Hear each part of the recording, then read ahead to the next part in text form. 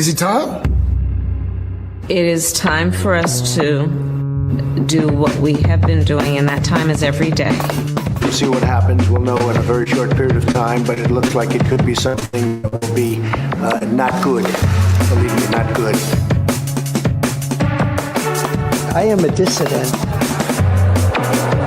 Don't move. Move. I'm saying no whining here. Palantir, Palantir, Palantir, Palantir. It's not going to be stopped. Seriously, we need to release the F-scene list. Turns off. I am not a church boy. Turns off. They're full-on vampires. They hate our beef. They hate our beef. They hate our beef because our beef is beautiful and theirs is weak. Not good. Believe me, not good.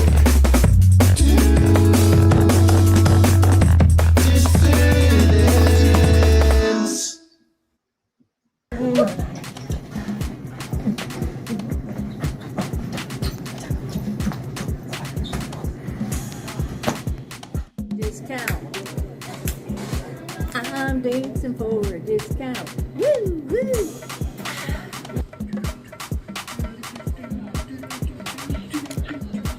Dance for that discount. Shake that ass. Shake that ass. That for that money discount. maker for that discount. Hey, fun fact before we get into the segment. This is from Half Moon, New York, which is my neck of the woods. I'm not going to confirm or deny where I live / used to live, but I have been to that gas station, that very gas station that did that promo more than once. More than once. So that is a local story, a hometown story. See, we're regular folk up here. We're nice folk up here, you know. If you go to the Russ on the Road channel, I'm doing a kind of retro themed special. If you would like Keaton's address on floppy disk, yeah, right. I am sending it out on floppy disk. So you have to have the tech to play a floppy disk, but I'll give it to you, man. $59.99. You can stalk Keaton to your heart's content. Yeah. The text man. China probably watches us like reality TV. Oh, yeah. Having been to China, yes, they do. You want a shrimp jam? You want to dance for your shrimp jam? We take $1 off your shrimp jam, but you got to dance for me, baby. Dance for me, baby. That's the price of freedom. Things very expensive there. You got the too expensive grocery. You're at the price of a freedom. Freedom. You also can't see a doctor. Too expensive. Too expensive for the free people. See the doctor. Why you dance for your doctor? How about that? Why you dance for your doctor? Maybe do the electric stride for your doctor. Maybe he cut the tumor out your brain before the bank steal your house. How about that? How about that, you stupid pig? How about how you wreck your freedom now?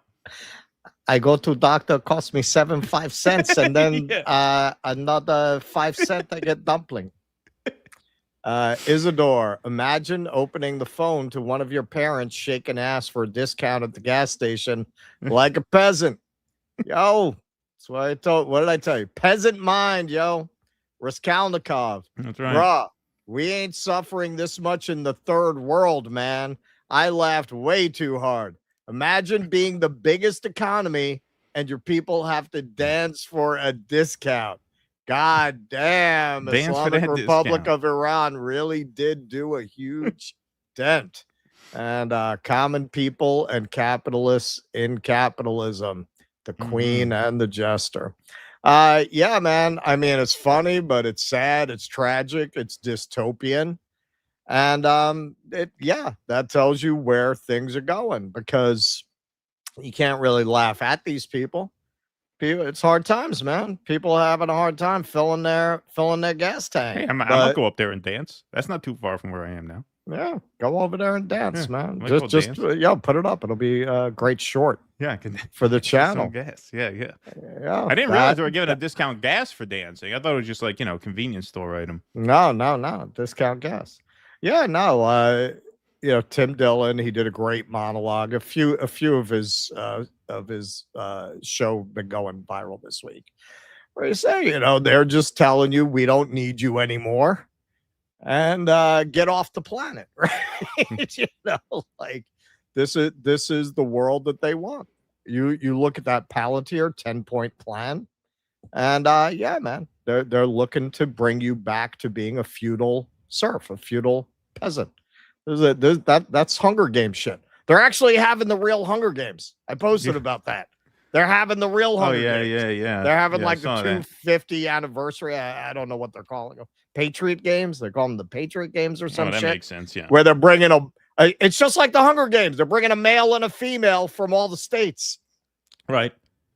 Yeah. May the odds ever be in your favor. Yeah, right, May the odds exactly. ever be in your favor. Yeah. Yeah. Well, that's something. That's something. I know exactly where that gas station is. So yeah, it was wild to see that story go viral.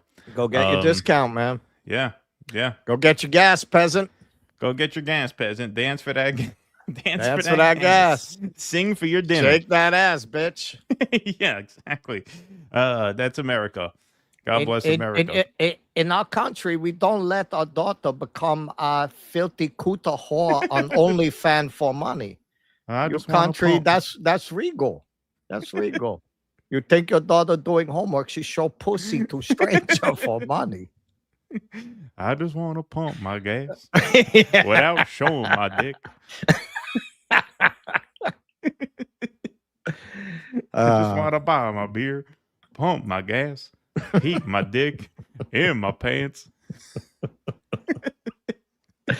Yeah, that's one step from OnlyFans, man. Yeah, exactly. Did you see that was a Black Mirror episode this last season? It was very, very smart episode where like the wife has a brain condition, which they can do an implant to fix. But just like when you get on one of these monthly subscription services, they keep upping the price. And if you can't pay that price, then they start doing advertisements. So the wife is walking around and all of a sudden in the middle of talking to someone will say, yes, well, you know what's really good for that kind of a headache? Yeah. And she doesn't remember doing it. So he winds up, it kind of attacks it from both ends. He winds up, in order to pay for the better service for her, degrading himself online, like pulling out teeth. That's where we're going. Yeah, that's about where we're heading. Exactly. All right. Let's move right on along here, folks. We got a big crowd in here so far, 1,142 strong in the YouTube chat. Start things off. Not a bad crowd here. Please do smash that like button. Please do smash that subscribe button.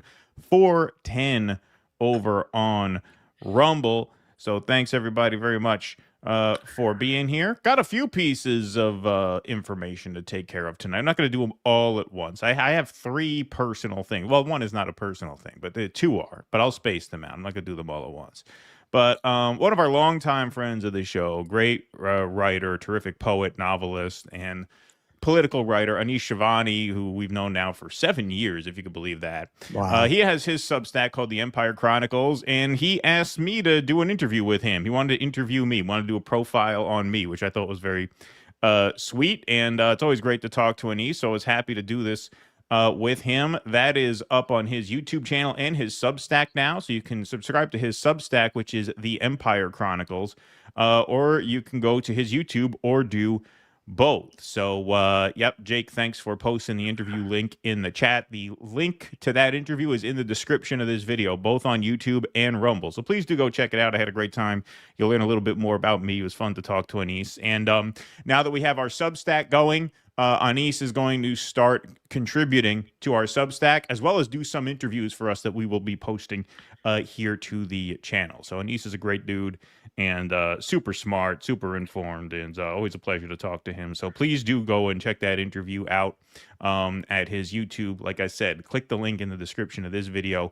It's also been posted in the chat. That was a lot of fun. It was like one of the first people we ever interviewed that we hadn't gone to high school with. Yeah, right. Exactly. Yeah. He was one of the first guys who we had been familiar with as a writer who said, yes, he'll come on our show back when we were doing just the audio podcast. And he's great. He's great. And so please do check that out. And you'll be hearing more from him on our Substack and on our YouTube as well. Excited to have him be a contributor for us in this sort of revamped iteration of the project here. So please make sure you go and check that out. All right, I got one more announcement. Well, two, but I'm going to space them out. Okay, so this is something that means a lot to us here. Of course, we were in St. Louis last summer filming a documentary on the Uhuru movement and the African People's Socialist Party. And one of the projects that they had in the works at the time was the Uhuru Bakery. So here are some screenshots from footage that we shot here in glorious 4K, screenshotted for your viewing pleasure. I'm going to try to have some video of this by Thursday. It's just I found out about this on short notice today in terms of like the actual schedule and the event and the press release. So this was the bakery under construction while we were there in St. Louis, the Uhuru Bakery and Cafe in the works there. And here's some stuff that they had inside, some literature on the project. Well, they are happy to announce, and we are happy to boost for them, the grand opening of the Uhuru Bakery and Cafe, 3719 West Florissant Avenue in North St. Louis, this Saturday, August 15th, noon to 5 p.m. So if you're a St. Louis area dissident, please do go and check out the Uhuru Bakery on opening day. When we were there, we obviously met up with Vito. We also had some other dissidents come and hang out with us at the farmers market because they knew we were going to be there. So we know. What do they call that cheese? What do they call that cheese again? I forgot now. I forget what it is. Yeah, I forget what it is. But anyway, they don't make that here. This is good stuff that they make at the Uhuru Bakery. Oh no, yeah, no, they would never. This is quality stuff here. Fuck with that. No. So yeah, so if you are a St. Louis area dissident, good, decent folk. Yeah, exactly. Pravel, that's it. Pravel, that's it. Pravel. It's all good. Yeah, so if you're a St. Louis area dissident, please do go and check out the grand opening here. It's going to be a great event. It's a long time coming. North St. Louis is a genuine food desert. I mean, driving through there, the lack of state support, the neglect of that community is just criminal. And so it really is a terrific thing that they've done, opening this bakery so they can serve fresh food to the community. So please do go and check it out. The information is right here. You can RSVP if you're planning on attending because they're going to do a ceremony and everything. So it helps them to know how many people are coming. So if you are planning on going, please do go to uhurupies.org and just RSVP. Let them know you'll be there so they can plan for the right size crowd. That's important to make sure that they have everything prepared for everybody. So uhurupies.org, RSVP, and be there if you can. There's the RSVP link on the website. Just RSVP to attend. Click that. Let them know you're coming. And please do go and support our friends over there. And congratulations to them. This is a long time coming, and it means a lot to the people of North St. Louis to have a bake shop like that. Because driving through there, there's nothing there, And these kinds of communities are all around the country where there's no fresh food anywhere. There's no grocery stores or fresh produce. Nothing. You're lucky if there's a Dollar General, within a decent distance. So good on them. Congratulations. And please do go if you're in the area this Saturday, noon to 5 p.m. and RSVP to let them know that you're coming. All right. You want to take some chats and rants before we get started with the rest of our stuff? All right. Me shoot skeet. Super sticker. Thank you. Battlefield. Thank you. Center Labels UK movie night suggestion. Harry and Tonto. Well, Keaton was afraid that the Warner Brothers police were going to come to his house, so we can't do those. Russell's Peasant Mind. Apparently, you can't type the word Lord too close to the word Musk on YouTube. It might make people think, is that true? Is that true? I'm going to have to try that now. Battlefield. I forgot to send a message on my first super chat, so I bought another one. LOL. I was wondering about that. What do you guys think of Channel Bad Empanada, who supposedly is anti-Zionist, but always attacks Hassan Mamdani and Abdul? Yeah, you get a lot of we were getting people in the chat for a while. They probably all unsubscribed who were like, yeah, this channel sucks. You gotta go to Bad Empanada and get the real shit. I don't know. Like I've never watched it. I literally have never watched them. I've literally never watched the channel. I like empanadas though. I like empanadas too. I like a good empanada. I mean, if it's well made, if it's a good empanada, a not good when it's empanada. just like a greasy empanada. I like a good empanada. Yeah, good one. This is going to come up quite a lot tonight, and we've been saying this ever since Mamdani won. Mamdani's victory and the victory generally of more left candidates than we've ever seen win primaries and seats actually as Democrats. It's raised a lot of consternation because a lot of people's have very much committed to I'm not working with Democrats kind of a path. So then this is extending to pro-Palestine, where you get like people who are pro-Palestine who are Democrats, and I think people who are very committed to no, it can't be done that way, tend to attack them. But we will spend a lot of time on this tonight, so stay tuned. A lot of time on this whole subject. Russell's Peasant Mind. I had a whole joke planned. Oh, yeah? Right. Well, let's hear it. Peter Monahan, Gator Pete, Keaton, what are the names of the bands for tonight's intro? I keep trying to find the genres, but no luck. It's driving me mad. Such a cool, mellow vibe. Thank you. Yeah, thank you. I like these two tracks. I forget, we have a music licensing thing that lets us use music from this site. It's called Epidemic Sound, and so they're on there. I can try and look them up for you and let you know. But off the top of my head, I don't remember. We've had that intro for a while. All right, let's go to some Rumble rants over here. Professor Brown Node found the Schmata segment. Now, I know Menachem Davular's self-titled album is on the way. Wax Cylinder is the OG school proto hip-hop. I think I heard some Mongolian influence too. Thank you, Professor Brown Node. Vienticus Prime says, everything's a scam, everything's a lie, everything's hypocrisy, and so you don't comply. Thank you. Vienticus, Professor Brown Note, cultural appropriation. Wow, I knew Israelis invented hummus and Elvis invented rock and roll. But what more, Grandpa Shmuley accidentally invented the knish at his kosher pocket pussy stand. Thank you, Professor Brown Note. V. Nettlesbaum, everything is ham, everything is pie. The chicken's way too crispy and it makes you wonder why. Ha, good one. Thank you, my friend. All right, everybody, let's smash that like button a little bit harder, up to 347 in the like column. Thanks, everybody, for being here this evening. Let me just stop that screen share over there. I'll knock that out, and we will move right on here. All right, folks. So, Rabbi Shmuley went to Iceland, and, I feel like in order to really communicate the essence of this segment, you have to understand the kind of place that Iceland is, because we've seen Israeli tourists, cause problems all over the place, right? Yeah. But they just terrorize everybody. Exactly.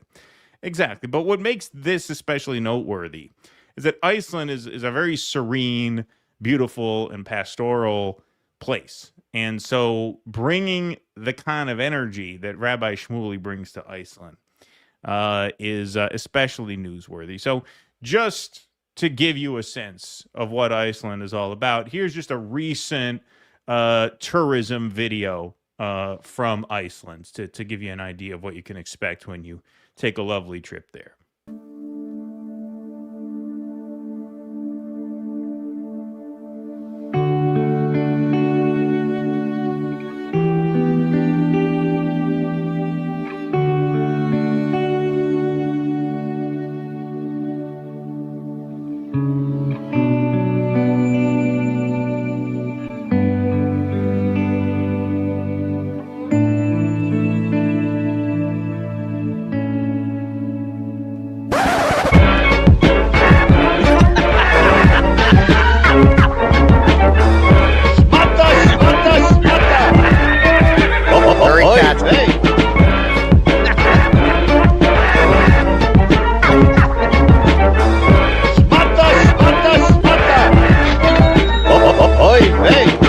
See, it doesn't quite jive, You know, it's it doesn't fit to me. As the sole heir of the Menachem Dabular discography, I will expect my 3 cents. Yeah, right.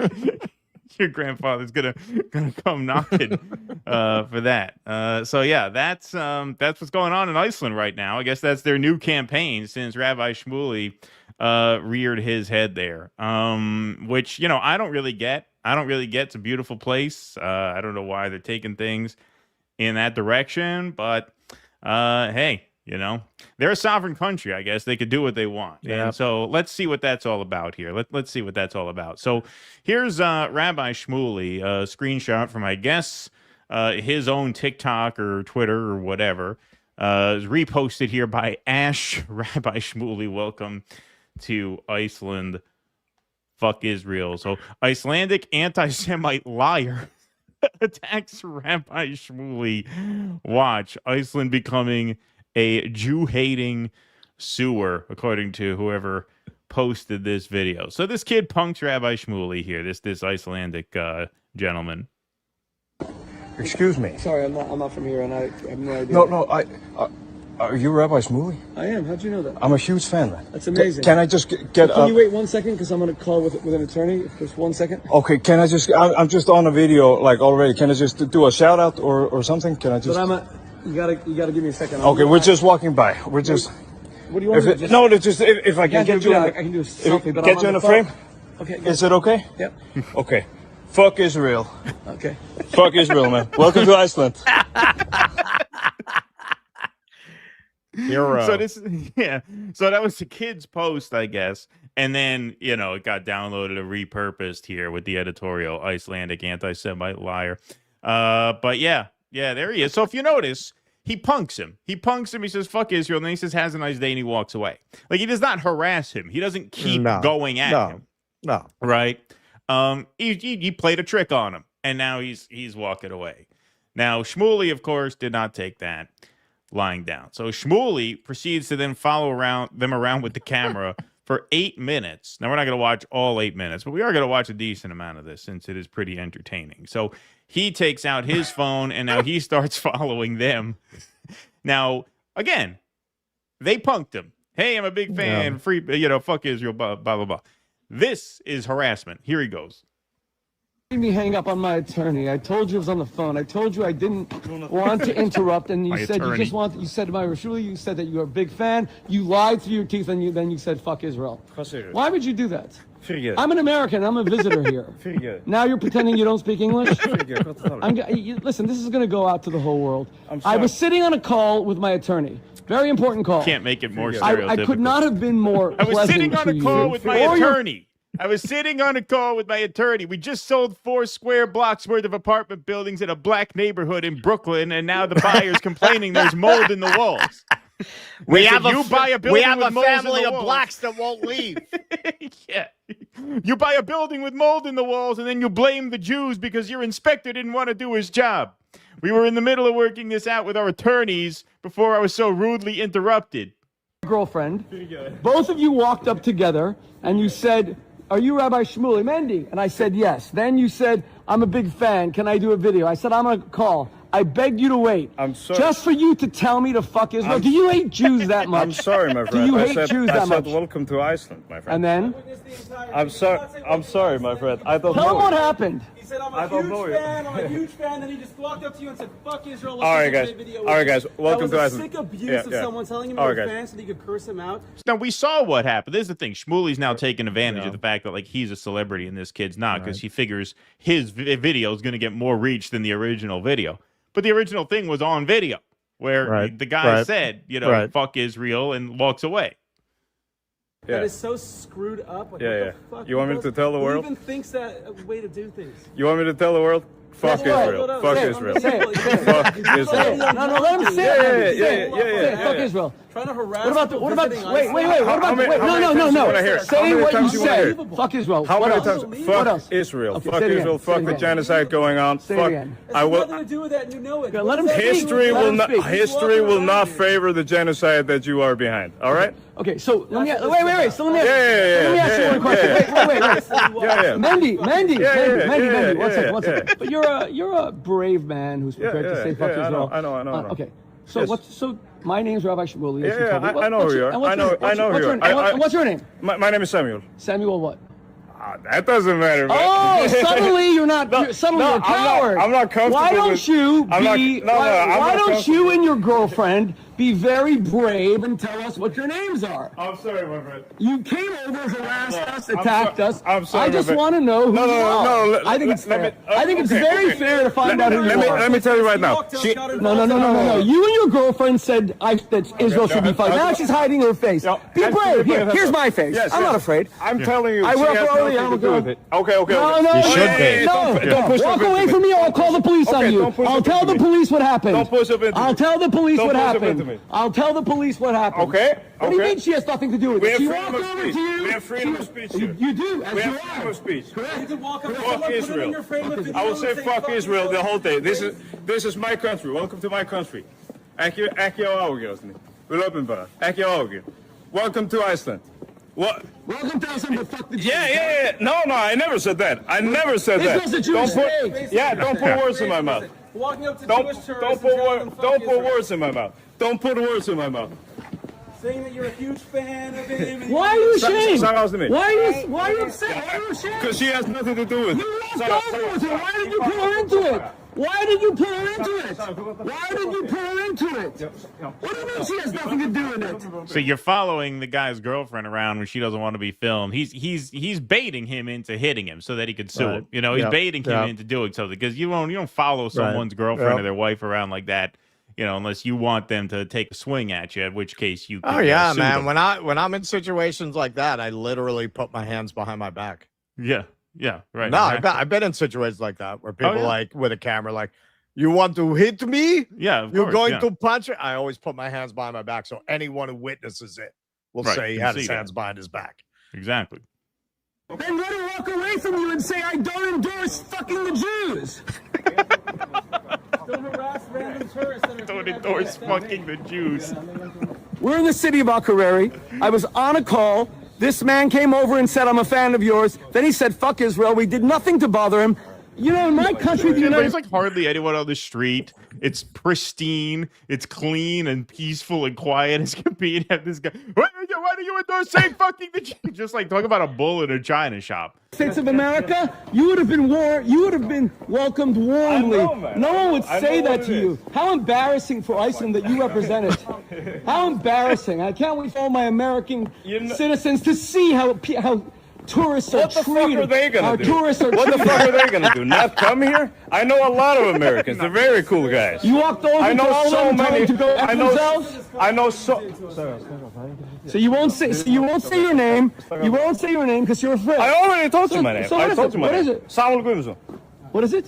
You couldn't even spell it, man. So say it. I'll find it. Yeah, let's go, bro. I'll get AI to write it out. What is it? Okay, my name is Rabbi Shmuley. Here's my face. I'm not afraid of who I am. You get AI on my ass, okay? You Just get tell AI me who on you my are. ass right now. Be You get proud of who AI you on are. my We're ass. doing proud of nothing who to you you. are. We were doing nothing to you. This is free speech. You walked here. up, lied to us, Yes. said that I'm such a fan. I want to This get a is- video with you guys. yeah. Then you put us in the frame. You got like this to my What is that, his face. son? I guess that's his son. Yeah, Cheapy the He eighth sounds dwarf. exactly like him. Yeah.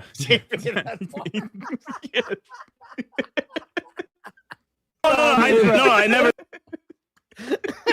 See, they didn't need CGI for Snow White. Yeah, right. Yeah. That's exactly what I Then give us the video. Then give us the video, Dick. Then give us the video. No. Give us the video. You got video. Give I us got the video. You got video. I got video. You'll have my video up in a few minutes. Show me yours. Show me yours. Show me yours. Got off the phone because you said I'm a huge fan. Every Icelander.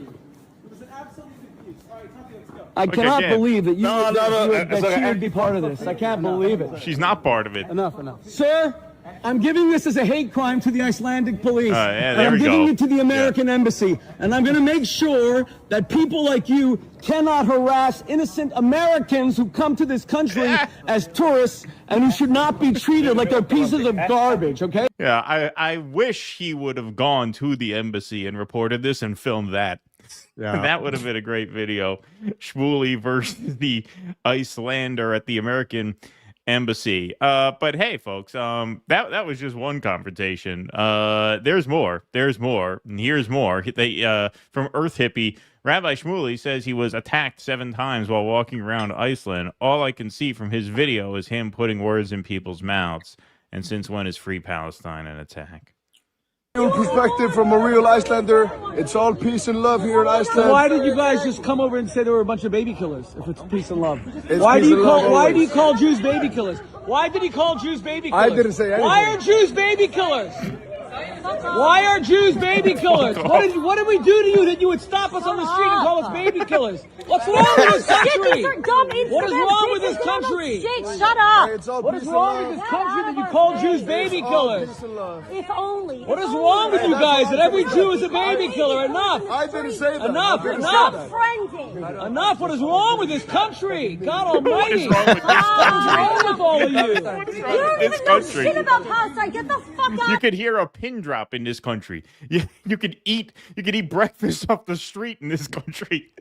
And this guy's running around making a Just ruckus. terrorizing people. Yeah, just causing a public Terrorizing people. disturbance. I can't even imagine going to another country and behaving like this. Oh my God. Yeah, And no, that- exactly.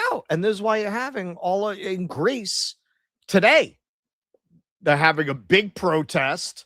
The Israeli embassy put out an advisory to hide your Israeli identity, to hide any signifier that you're Israeli. Because fucking people are sick of it, man. They're sick of it. And people like Shmuley, that's their function. They want that. So everybody has to run to Israel. They want Israelis not to feel safe anywhere. Who the fuck is going to watch that in Iceland and not be like, these motherfuckers better not come here anymore, right? That's what it's purposely doing that. Oh yeah, absolutely. James Lee tweets, Rabbi Shmuley harasses people at the bar in Iceland until they pledge allegiance to Israel. They all tell him to fuck off. So yeah, here he is at the bar. This man is assaulting me! This man is assaulting me! Call the police! Please call the police on him! He assaulted me! He must call the police, please! He attacked me 3 times! He attacked me 3 times! He attacked me 3 times! Please call the police! Fuck Israel! Fuck Israel! He assaulted me! We're gonna take him out too. Don't worry. Said you're not welcome. That's the only thing we said. Call the police on him. We're gonna call the police on everybody. Can you please get the flashlight out of my face? Nobody feels safe with this. Just relax. He cannot assault me as an American citizen. Nobody can assault. He assaulted me. Nobody can assault. He attacked me. Nobody assaulted you. You're not welcome. I'm not welcome where? Here where? Do you own the bar? Relax. I can't believe this is allowed. Yeah, that's the security guy. Yeah.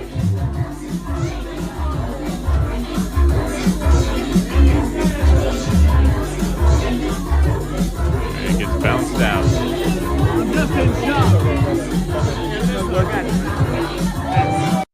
Yeah. So Professor Zenkis, does this guy just go on vacation and start fights with the locals? Well, he does. We've seen this before with him. Oh yeah, everywhere he goes, he gets into fights. It's amazing. This is probably my favorite, but this replaces the one outside the Anne Frank house. Yeah, where the kid comes up to him on a bike. What are you looking at? You hate Jews? He didn't even say anything. Yeah, no, the kid didn't even say anything. Yeah, that's what he does. He hangs out outside the Anne Frank house to troll Jews. Yeah, that's what the kid does. Yeah. Yeah, I know where we'll find them. Yeah, I know where we'll find some Jews at the Anne Frank house. We'll blast Kanye outside the Anne Frank house.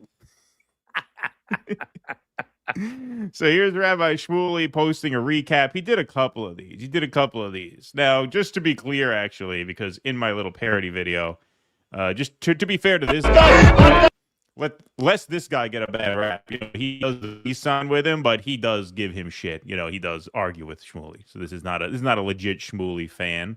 But I don't have that piece of video. I have this piece of video because this is a little more concise and to the point. Tragic. Iceland is no longer safe for American Jews. The hatred defies belief.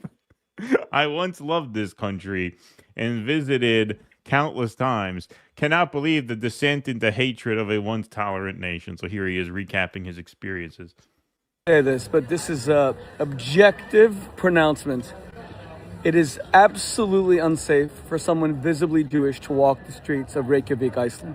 I'm not saying that that's true necessarily in the rural areas, which are beautiful, the glaciers. And, yeah, right, exactly. But the streets of Reykjavik and Akureyri, the two big cities, if you are visibly Jewish, as am I want you to know it is absolutely unsafe. Let me repeat that. It is unsafe for you to walk the streets of Reykjavik. Walking just with my kids might for the want past to try 2 minutes. blackface. Okay? Yeah. We have been called baby killers. I think they're more cool. At least 4 times in probably 25 minutes. People screaming, getting right in our face. I've never experienced this. Even in New York, even in Times Square, I've never seen such hatred toward Jews in my entire life. A country that I've been coming to for almost 30 years, that I visited about 10 times, a country that I love, a country that is majesty, grandeur, beauty. It is so bad that it's shocking. I dare say, from my experience, Rabbi Shmuley, a Jew who loves humanity, loves my Muslim brothers and sisters, loves my black brothers and sisters. It's Gay Pride Week. That's what's so interesting. Loves my LGBTQ brothers and sisters, quite literally. I have a gay brother. To see the hatred, I think I could say objectively. Here's another person. Here, we just heard that, right? What? You see that? Again. Look at that. Even while I'm doing this video, this woman comes and screams, "Free Palestine." This entire city has been taken over by Jew hatred of a magnitude that boggles the imagination. Iceland. And if you look around, you'll see there's no diversity here. It's not as if this is like a diverse country that's taken in immigrants from other countries. No migrants are allowed in here. We've seen over a week 5 or 6 black men and women, I think 5. And I mean, count them on one hand, 5. It's not as if this country how many itself, saw to the Rush and I'm not concert. trying to knock Iceland. I've promoted Iceland my whole life. I love Iceland. Even as I'm speaking, you hear people coming over and screaming, "Free Palestine." It just won't stop. So that's the 5th, 6th time in 20 minutes. And you can't, and if I wasn't here walking with a little bit of security, I don't know what my fate would be. It's gotten so bad. Oh, yeah. I'm telling my American, first of all, they hate Americans fun. too. It's amazing. They listen to American music, they watch American movies, but the Trump America, this hatred. American Jews, I think, are hated more than Israelis. I don't know. I guess it's that synthesis, that combination of being American and Jewish. Or maybe it's, being very vocal in support of a genocidal state, that rubs people the wrong way. But yeah, no, not a scratch on him. It seems like a fair amount of them recognized you. Yeah, seems like a fair amount of them recognized you. Just conflict followed him. Nicholas Cotter says, the harsh truth, Rabbi Shmuley, is that because you are such an unlikable, lying shit stirrer, the beautiful people of Iceland want to have nothing to do with you. Your hate-filled activities and support for the killing of tens of thousands of innocent babies, children, and infants in Palestine disgusts them, and they want you to leave them alone and never come back. That is an entirely reasonable reaction, but you, like an abusive partner, cannot see your evil ways. You are the problem, not Jewish people, not American people. You are the problem. Thank you, Nicholas Cotter. And Buttery Nut says, I was just in Iceland. The people are great. This rabbi is an instigator and a fake victim. Everyone is sick of your behavior. Yep. Well, that was Rabbi Shmuley's trip to Iceland. Yeah, just on a rampage through the streets, fighting people wherever he goes.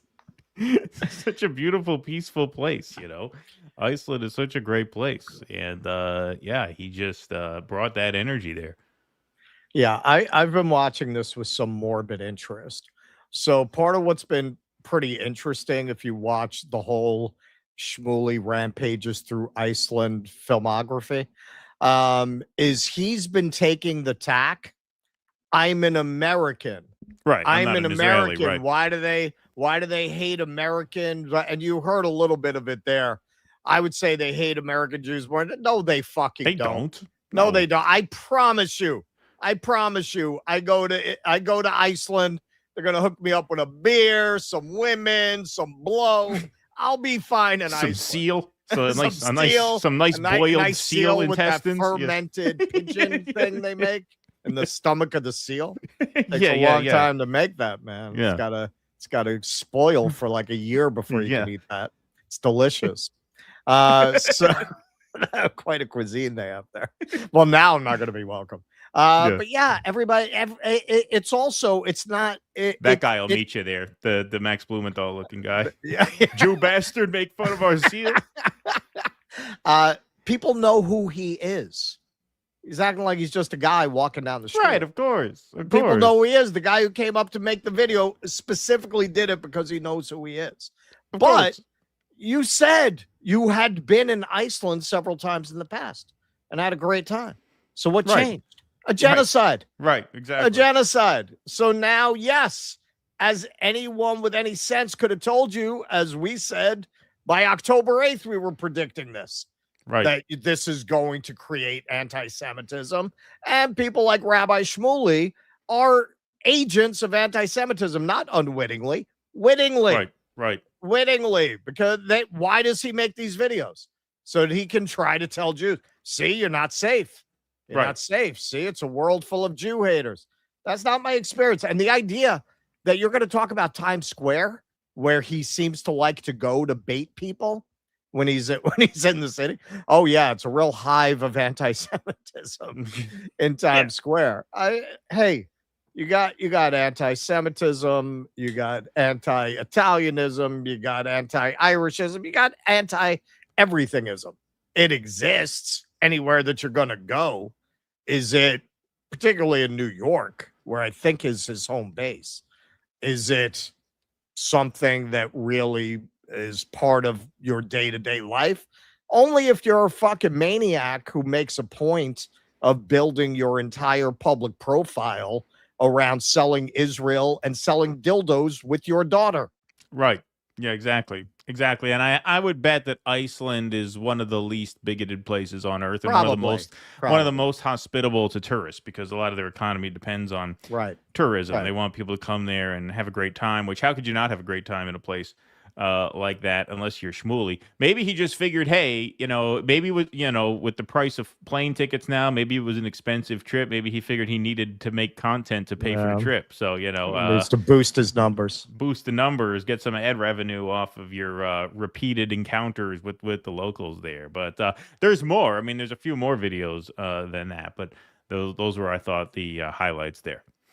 All right. What we got? Abiding. Last August, I told you about Giants' 5th round pick, number 44, Scatabo. This year, I'll let you. Hold on. Jake just moved it there. Sorry. This year, I'll let you termites in on another little sugar plum. The Giants will be playing in the Meadowlands January 23rd, 2027 playoff. Oh, yeah? All right. So you're predicting a home field advantage run. Wow. Okay. So you're expecting a great season from the New York Giants this year. All right. Eric Cousseau, I am practically a pacifist, and I would have punched his smoke-red face. Fuck Israel and fuck Shmuley. Thank you, Eric Cousseau. Winnetou Livre. Let's not forget that Iceland gave citizenship and permanent residence to international fugitive, chess savant, and deranged anti-Semite Bobby Fischer. Oh, did they? Did they give what did they give to Bobby Fischer? Citizenship? Well, yeah, because he was in a weird legal zone where he didn't have a citizenship. Like he was like in Japan or something. He wasn't able to leave because he didn't have American citizen. It was a whole thing where he didn't have a home. He was a man without a country for a while. Interesting. All right. I never knew. I can't remember all the details. And he bets that the son is also a rabbi and sells butt plugs or something else to rancid. Don't know much about him. Shmuley in a country where they could quietly dump his body down a volcanic vent, never to be found again. Raven Laz, I just spoke to an acquaintance in Iceland. Shmuley was there to apparently mine the ice for his new icicle butt club for his daughter's sex shop. Thank you, Raven Laz. All right, you got some super chats over there? this is why it hasn't happened yet. It's almost bound to happen that I will run into Shmuley in New York eventually. Yeah. I cannot believe none of these people who have trolled him have really gone for the weak spot. In fact, he sells sex toys with his daughter. Toys. Right. How do you not go right for that? Right. I haven't seen any. He knows how to handle the fuck Israel thing. He's prepared for that. How do you answer that? How do you answer that? I don't know. I'm sure he's prepared. I'm waiting for the day. I'm waiting for the day. I'm a little surprised it hasn't happened yet.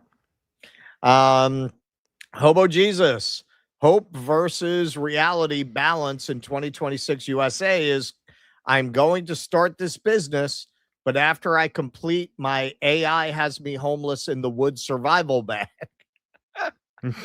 I keep meaning to stock my house with MREs.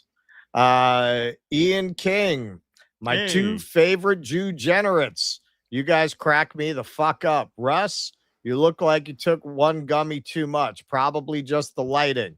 The Fear and Loathing book in the background doesn't help your cause. Man, haven't you been watching for a while? I've explained this, man.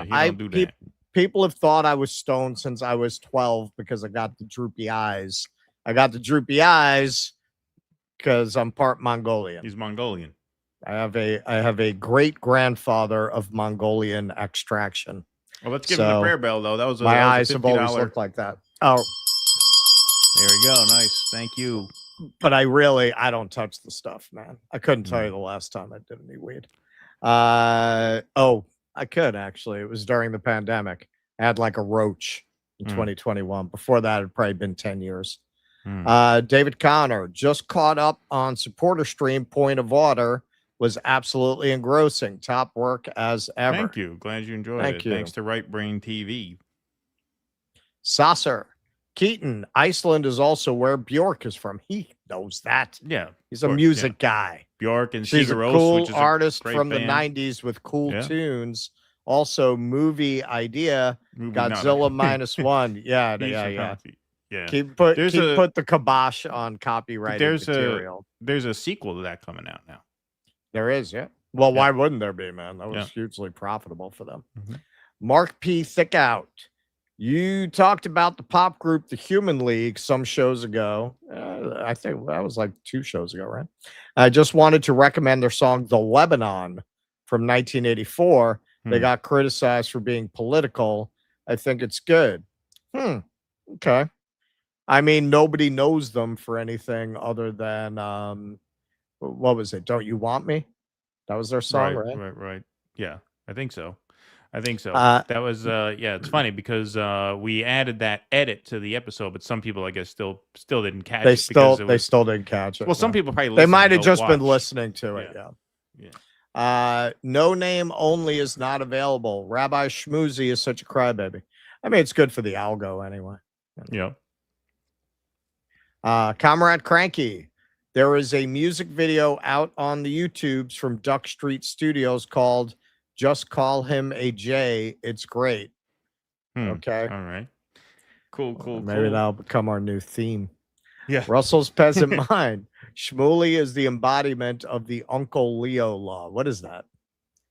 I don't know. Do you know the that? Uncle Leo law? That's a Seinfeld reference, but I don't know what the law is. Russell's Peasant Mind. Law. Jerry, you just don't overcook a burger. You just don't overcook a burger. All right. Before we go on to our next segment, so I have some more personal news I have to get to. So, one of the great mysteries of my life was actually solved over the weekend. As some of you who live in upstate New York may know, Costco opened their location in Albany. It was a big deal. I think it was like a record opening for a new Costco. It was the talk of the town. And so I went, I got a Costco membership. And of course, as you all know, I am a connoisseur of fake pizza. I love fake pizza, gas station pizza, chain pizza, and to me, the king of fake pizza, the best fake pizza out there is Sam's Club pizza. And so whenever I would bring this up, we would inevitably get comment after comment after comment. You got to try Costco pizza. Well, I mean, but that's not quite the same. Well, first of all, because of the boycott, I don't eat Pizza Hut now. But Sam's Club was like the best one. Yeah, but you're just saying what's your favorite. Right, but the Pizza Hut is different too because you got to get a pie for Pizza Hut. Sam's Club, you can get a slice of it. And so Sam's was always my favorite of the fake pizzas. And whenever I would bring this up, people used to say you have to get Costco pizza, right? You got to try Costco pizza because I had never tried Costco pizza. I had only been in a Costco once in my entire life. And I didn't try the pizza. So this weekend, I tried it. So there's the Costco slice right there. There's the Costco pizza, and there's my foot in a flip-flop under the table. Took a picture of it. It looks pretty bad. Now, the Costco pizza is, it was not bad. It was not bad, I got to say. But there's the Sam's pizza. Now, what do you notice? Costco pizza is kind of Temu real pizza. Like, they're not really That looks like one of those, like, greasy, floppy slices. Like, by eye, that's what that looks like. It's all floppy, yeah. I mean, you don't get any... The crust is not firm on any of these. It's conveyor belt pizza. But in my opinion, the Costco pizza is kind of imitation real pizza. It's not quite embracing its identity as slutty, cheap, fake pizza, which the Sam's Club slice really does. You're looking for white, low-quality cheese with those brown bubbles that it gets in the conveyor belt. So that's the Sam's slice. And so if you look at them side by side, you have the Costco pizza and the Sam's pizza. And I have to say to everybody, and this has been something I've wondered now for about 15 years about, is the Costco slice better than the Sam's slice? And the answer is no. Sam's Club slice is the winner. So that remains the best fake pizza out there. So Sam's Club, not dethroned by Costco. Costco, the cheese is too thick. It feels too heavy. It feels like you just ate a brick.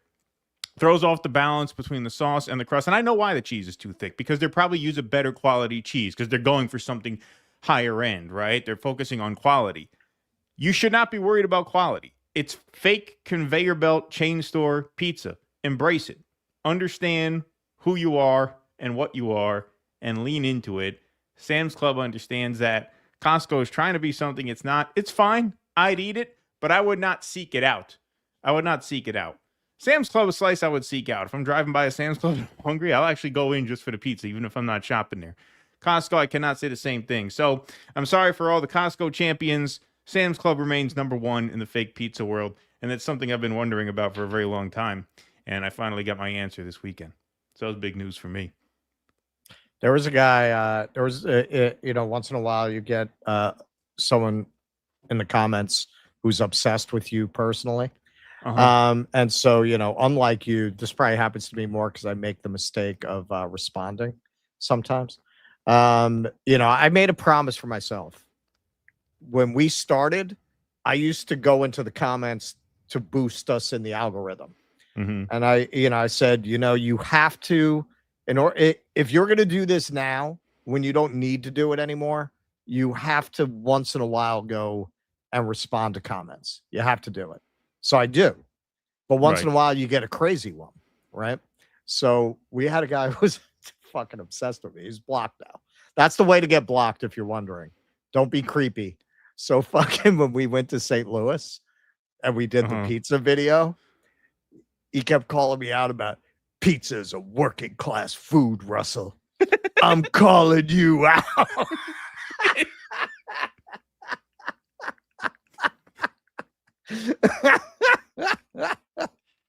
Oh boy. So crazy, man. Yeah, man.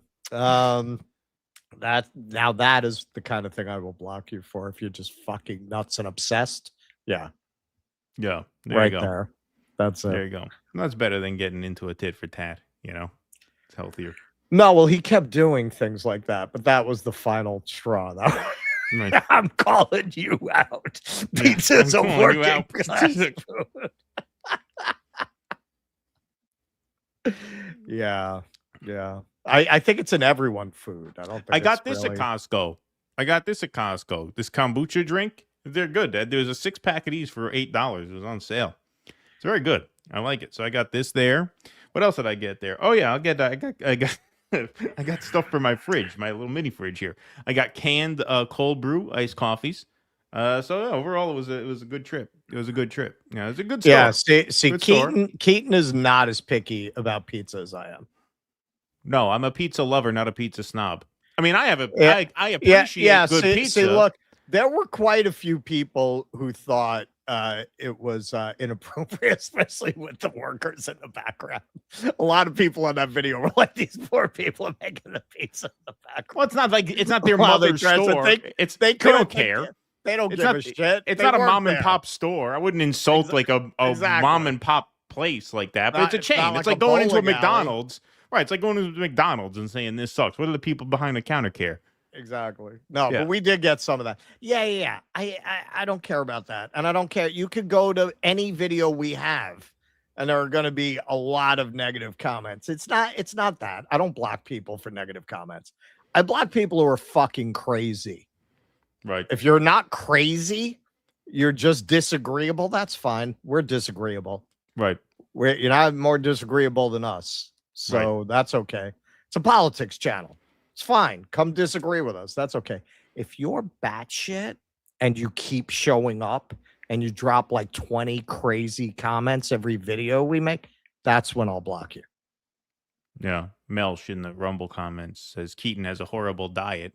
You know what I have? I have a working class diet. I'm calling you out. I have a working class diet and I'm calling you out. The bourgeois. Oh. What do you eat? Exotic fish every night? I'm sorry, I can't eat that way. All right. Well, let's move right on along, shall we? Okay. All right. Speaking of segments that are gonna get us crazies in the comments. All right. So we'll start with El Sayed, and then we're gonna move on to a broader discussion of all of the factional violence going on amongst various shades of leftists or so-called leftists or self-identified leftists. All right, so this was pretty funny. So let's take a look at what El Sayed's been doing out of the gate. This was a very funny campaign ad. When I first saw it, I thought it was like a fan-made parody supporting him. I didn't realize this actually came from the campaign.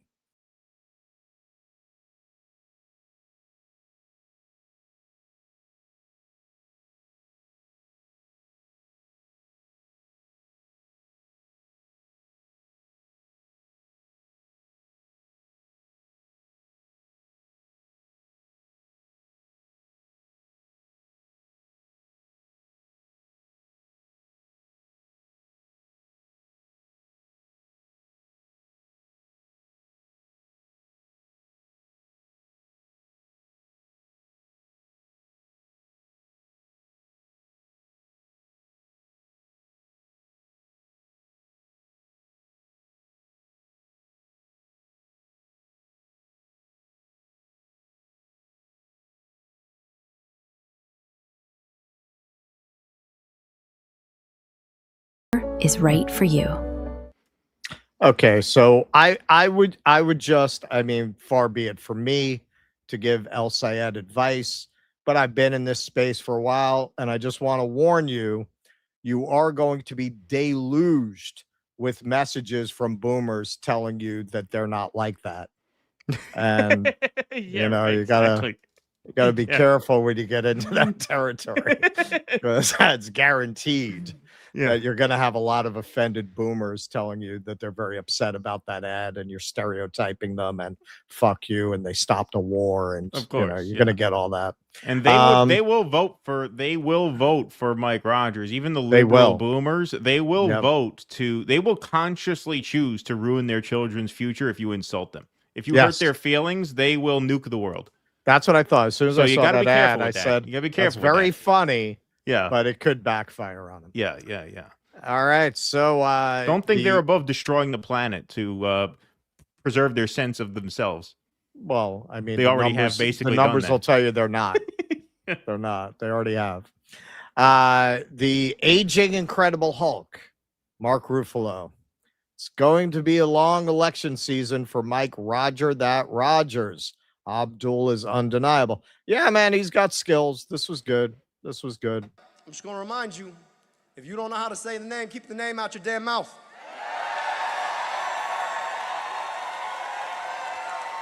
Looks like Jake, actually. just Looks call like a me Muslim Abdul. Jake. A little bit. But I got some opinions about his name. See, it's very fitting for him, Rogers. Because that's his answer every time a corporation or Donald Trump tells him to do something. Mike, we need you to put a data center in the backyard. Roger. Mike, we need you to hike their prescription drug prices. Roger. Mike, we need you to rubber stamp this war we shouldn't be fighting. Roger. Mike, and this one's Donald Trump.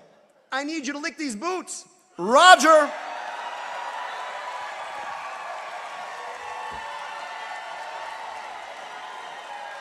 You should have said, I need you to suck my dick. Roger. The crowd probably would have loved that. Just come out at a 10. All right. This one is probably the best, though, for this week. He was asked about Donald Trump telling him he's saying he was full of shit. Trump says that Donald Trump seems to think you're a gift for the Republican Party. What do you say to that? Good to meet you. Abdul, Donald Trump seems to think you're a gift to the Republican Party. What do you say to that? I'm a gift to the state of Michigan, God willing, and hope to win this election. And he says, if you pardon the language, you're full of shit. What do you say to that? At least I don't let mine go in the middle of the Oval Office. It's pretty good. Now, hey. You might think that's just a joke, but I think this video is pretty compelling evidence that these rumors of Donald Trump shitting his pants are true. You can just see on the freeze frame there. But here's the video.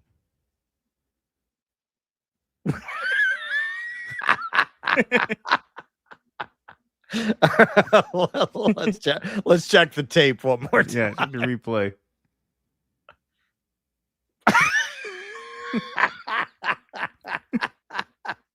Yeah, man. That guy, he busted a stinky in his diaper right there, man. That guy's like, you can't fake that face. That a Secret Service guy is like, man, 4 years of Biden, now this. What are we gonna get? we get a nice like 42-year-old president.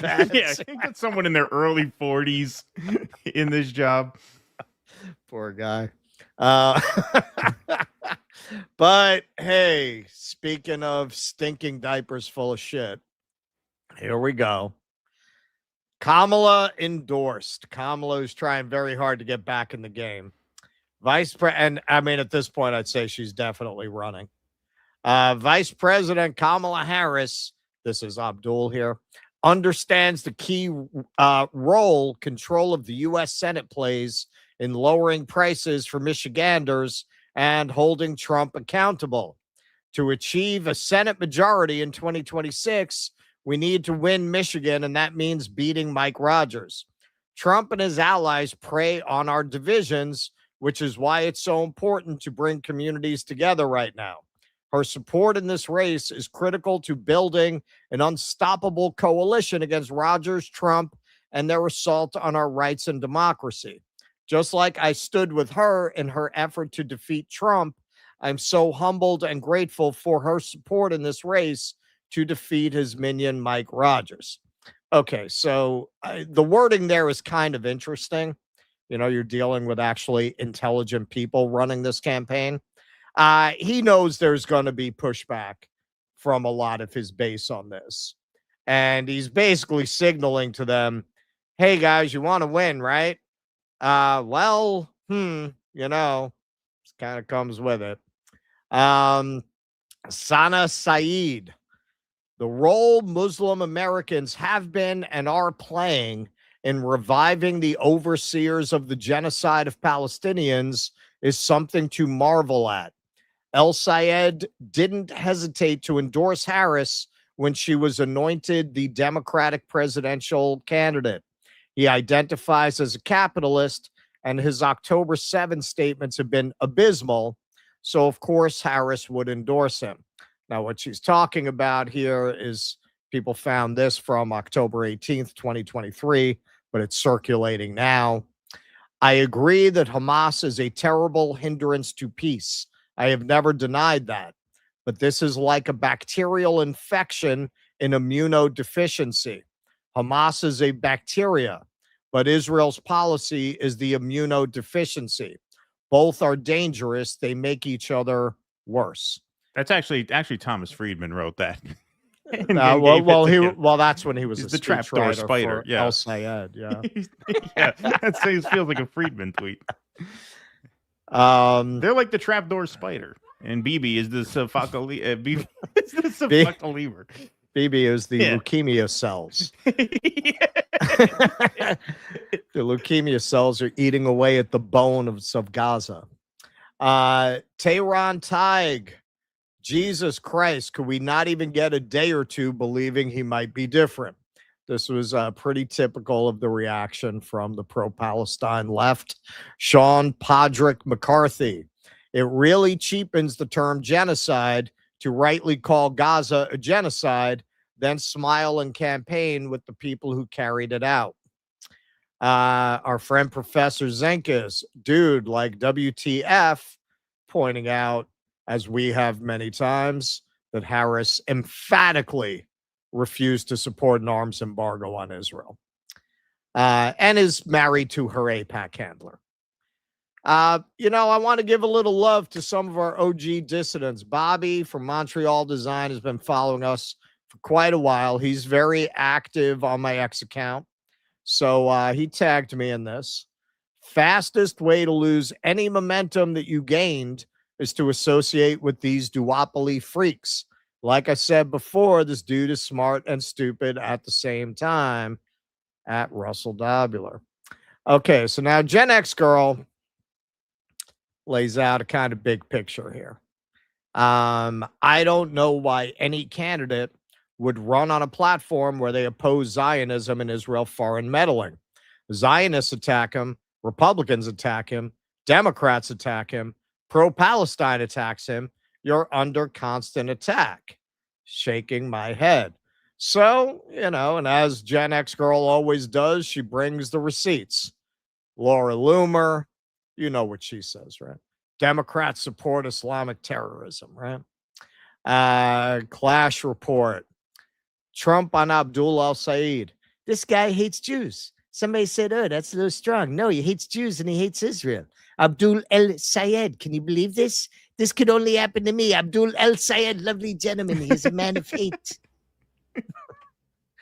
Daniel Hakikatjudil. That's how I'm saying it. I'm sticking with that. The claim that Abdul Sayed has beat the Israeli lobby is false because he is aligned with the left wing of the Israeli lobby. Yes, Abdul beat the AIPAC-backed candidate, but AIPAC is only part of the Israeli lobby.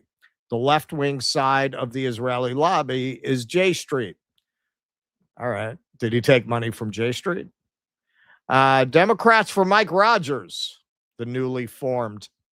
The momentum is shifting greatly because Democrats like us across Michigan understand the threat that a Senator Abdul El Sayed is for the people of Michigan and for the future of America. Put country over party and vote for Mike. Follow and retweet if you agree. And this kind of went viral. Democrats for Mike Rogers. You killed the moderate. Now you get the radical. Miss, I see Israel in my dreams is their idea of the moderate. And another one of our OGs, 99%, Johnny Graz. Democrats, when they see a Muslim on the ballot with a picture of the KKK.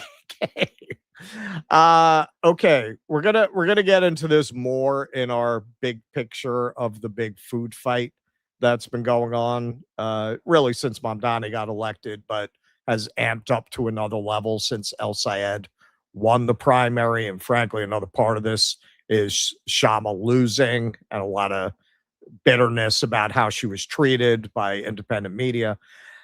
I think having largely been born in the wake of the collapse of the two Bernie Sanders campaigns, there is a sizable portion of the space, the left in America today, that defines itself in opposition to the Democratic Party by definition. as being just outside of the party system and against entryism, and that is how they view their political activism. The voters never said yes to any candidate that represented any part of their demands. It never happened before. They never had a candidate that was close to that Sanders agenda. I know a lot of us have been radicalized beyond that, but okay. Never had anybody that was even that, who actually got into office. Now you have people like that getting into office. You have people who, at the very least, you could say are in the kind of Democrat, socialist, Bernie Sanders lane, right? I mean, that's a lot of the criticism against them, right? That they're too much of Democratic socialists. So I don't think anyone would argue they're not that, right? I think it's very confusing for people how to handle winning. When you're so used to losing and factoring everything in your political calculus around the assumption that you're always going to lose and you're never going to gain any purchase within this political party. So what do? I've said this before, and again, I don't want to step on the next segment. To me, voting for Jill Stein, which I did in 2024, part of the purpose of that was to break the libs so that you'd get to this. So you get to a point where enough of the libs see the light, whether they admit it or not, to support more leftward candidates. And you demoralize them enough to at least not vote the way Hillary tells them to vote because they don't trust those people anymore. When you get candidates who start to say yes, if all you're going to do is attack them, as Gen X Girl points out, what's in it for them? The money is all in. Look how much they threw at Stevens. Over $30 million on a congressional seat. So if you're not even going to get support by taking this difficult position that forces you to give up all of those advantages and is going to make you a lot of powerful enemies who have deeply entrenched tentacles throughout the American political and economic system, what message are you putting out? And this is where we go back to, you just want the system to collapse, like own it. And I would respect if you just say that. That is the only rationale for, and I'm not saying don't call out the things that are wrong. Don't call out Ukraine. And I'm not saying that. Sure, call those things out, because by calling those things out, that's how you wound up getting candidates that are against funding Israel, because you were activists. I'm not saying you stop being activists, but once you start to bear some fruit from your activism, why would you tear down the results? Like, there is not, I had somebody telling me about how Mamdani shouldn't have worked with Hochul, should have instead had a mass movement of people marching in the street. Where the fuck were those people going to come from? We're like, where do you think these people were going to come from? That's just not the moment that you're in. As far as Kamala Harris goes, yeah, I've been saying for years, I think Kamala Harris is a psychopath. It's not even about that. He's in literally a swing state that could go either way. You do need some of those libs to vote for you. In fact, you probably need all of them. You need to actually damn near win. all of them. Yeah. You cannot. There is no world where El Sayed gets that nomination and Kamala Harris offers to endorse and he says, go fuck yourself. And you know what? If he did, yeah, a lot of people who are in his base might have cheered. There are more people who are going to end up voting for him now in November who would not vote for him. And you'd have a much better chance. Like, if you just boil it down to that, you have a much better chance that Mike Rogers would get elected. Now, if you say good, well, you're an accelerationist and you need to own that. There is no political sense, if you really want to stop the genocide in Gaza, of saying, well, it would be better if he loses on principle. That is an unintelligible political project. And no one hates Kamala Harris more than I do, man.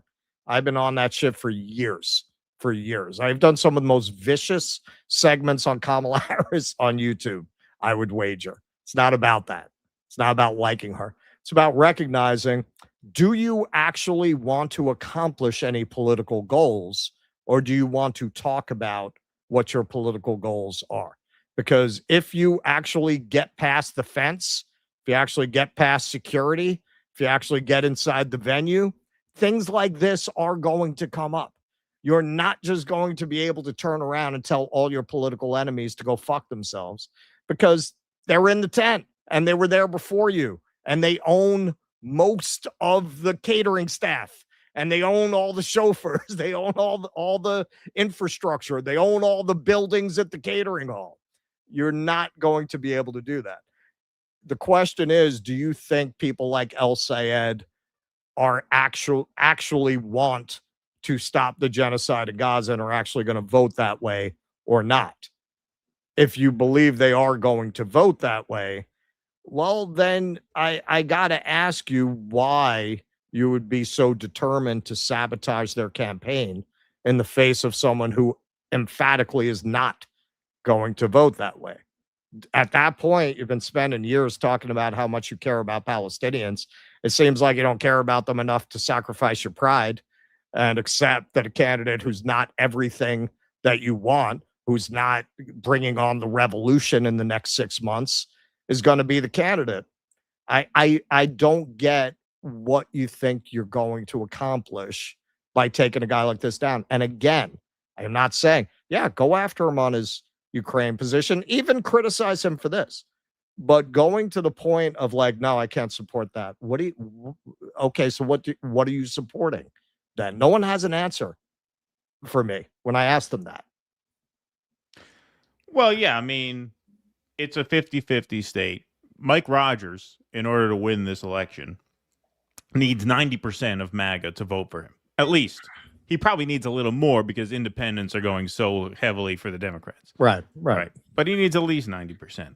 So given the fact that independents are going so heavily toward the Democrats, if you're El Sayed, you need 85% of blue MAGA to vote for you, period. You need that, or else you lose. It's really that simple. And so when Kamala Harris gives you the endorsement, you literally have no choice but to take it. Because if you turn it down, yeah, that's going to get you a great response online. It's going to get you. There's an honest woman. I appreciate that, Jenna. Thank you. Right. Okay. That's great for you. There's that's going to get you a lot of likes and dopamine hits online. You will lose. It is a fact that you will lose if you don't get 85% of the blue MAGA vote. And if you turn down Kamala's endorsement, then what happens? You don't get any more endorsements because no one else wants to stick out their neck for you if you told Kamala Harris to go fuck herself, right? Nobody else is going to endorse you. No, you're not going to get any of that money, any of that machinery, any of the email lists, any of the canvassers, any of the get out the vote effort, and you lose the race. It's a 50-50 race. This is not a situation where you're running for mayor of Detroit where a Democrat is going to win no matter what. You need every vote you can get, and the base is where the biggest basket of votes turns out. And so that's just a fact. It's an unfortunate fact, of course. I mean, I think what Sean McCarthy there says is very valid, which is like, yeah, how do you run against genocide while validating the people who perpetrated the genocide? Sure. Yeah. That's brutal. That's really brutal. And that's why the Democratic Party sucks. And that's why it really sucks to have to run inside the Democratic Party. And that's why like I don't take ownership of these Democratic candidates, because I'm not going to tell people to go to his rally or donate to his campaign and then have to answer for that. Like, I'm not interested in that. I'm just telling you the reality of the situation is if he wants to win the seat, he has no choice but to take that endorsement. Now, if she starts campaigning with him, if she starts getting on stage and hugging him, I mean, then you could say, all right, I would definitely criticize that. Like, all right, I'll take your endorsement. Thanks. I'll give you a shout out online, but stay the fuck away from my rallies. Right. Like, well, I would agree because I think that's going to hurt him so much with his base that it becomes electorally counterproductive. It also hurts You're you. trying to get independence. elected. Right. Exactly. Like, hey, thanks for the endorsement, but stay the fuck away from my campaign. Yep. I think, if she starts rallying with him on stage, that's a different story. But this, unfortunately, is a no-brainer. He had no choice. Like, you just have no choice. Now, if you say, well, then he shouldn't run as a Democrat. He should either not run at all or run as a Green Party candidate. Okay, that's fine. At that point, you either have Senator Haley Stevens or Senator Mike Rogers. Now, you explain to me why that's better than having Senator Abdul El Sayed. If you can explain to me why that's better, I'm all ears. I'll listen. But you have to explain to me why that's better. And if you can't do that, then I don't know what point you're making. I don't know what point you're making. Yeah. People say, well, then you're not post-duopoly. You're not this. You're not. No, I don't need you to repackage what I'm saying to you. I don't need you to interpret my position for me. I need you to tell me your position, which you can't do. And you won't do. Unless you're honest and you say my position is fire and ash, which is a very easy thing to say when, like, no one depends on you for anything. You don't have people to take care of. You're not connected to the future in a real way, right? But for most people, they're not in that situation. So fire and ash is really not the killer campaign slogan that you might think it is. I hate to tell you. And so you're stuck in this situation right now, and it's a terrible situation. And if you don't want to participate in it, then you don't have to participate in it. But I don't understand the constant tearing down of a guy like this. To what end? To what end? Just explain to me to what end. And going back to voting for Jill Stein, I'm not saying, a lot of people say, well, you're saying go to lesser of two evils. No, I'm not. I think there are definitely times, maybe even more often than not, when withholding your vote is the best statement that you can make to try to affect change in the system. This is not one of those cases. If I lived in Michigan, I'd vote for him. Well, I live in New York. I voted for Mamdani. Now, if it were Cuomo versus Adams in New York, no, I would not have voted for either one of them. Right. That's a case where withholding my vote is the best political statement I can make. Well, the question is the lesser evil politics? Yeah, is the lesser evil meaningfully less evil? Right? In 2024, the lesser evil was not meaningfully less evil. Because even if you conceded Kamala was the lesser evil, which at the time wasn't even apparent, right? Right. I think in all honesty, it's more apparent in hindsight. Given how horrible this has been, where you've gotten literally everything that could have gone wrong has gone wrong and more. Yeah. I would say in retrospect, yes, she probably was the lesser evil, but she wasn't meaningfully the lesser evil because she was promising to continue a genocide. And so if your red line is not genocide, then there is no meaningful lesser evil. Exactly. Right. You cannot vote for that. Right. But in this race, there's obviously a meaningful lesser evil. I think there's no doubt about that. And if that doesn't mean anything to you, then fine. Then just, sit it out, do your thing. We just advertised you who were they're not chiming in on electoral politics. They don't do that. They do their work. At which point, fine, do your work. But you know what I also don't see? I don't see them mouthing off about, oh, he did this. He was a sellout. That's just, it's online. It's online masturbation at the end of the day. And a lot of people don't want to admit that because that's the only forum in which so many people participate in politics at all. But that's the truth. And it's a terrible truth, and it's a really difficult truth, and it sucks. You know what really sucks? And you know what the big truth is? And I've said this over and over again. The solution to the Israel-Palestine question or conflict is not going to come from within the American system. It's not. American politics is too corrupt and too far gone to be the driver of a meaningful solution. Solution is going to come from boycotts, sanctions, diplomatic pressure, political isolation that is either going to force Israel to abandon its apartheid system or their society is going to collapse economically. That's where the solution's coming from. It's not coming from any Democrat. It's not coming from any Republican. Abdul El Sayed's not going to free Palestine. Neither is Zohran Mamdani. Neither are any of these people. You know what? Neither is Jill Stein either. You know why? Because she can't get 1% of the goddamn fucking vote. That's the reality. We're going to get there. Okay. All right. All right. All right. Let's move right along. All right. Go ahead. That was a spicy end to that segment. We didn't have no falling action there. Yeah. That's the end of that segment. Yeah. Yeah, exactly. That's the button. Yeah. All right. Yeah, take some super chats. All right. Got quite a lot of them. I like Jill Stein too. We interviewed her a few times. I like Butch Ware a lot. But the bottom line is you're not winning. You can't win. You have to win.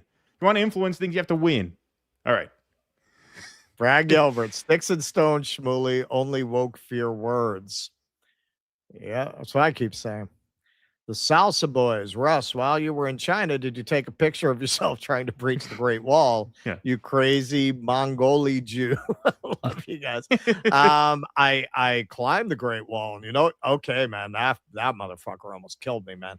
All right, so you're doing the Great Wall. And it's basically like steps down, steps up, level. Steps down, steps up, level. I thought it was all going to be like that.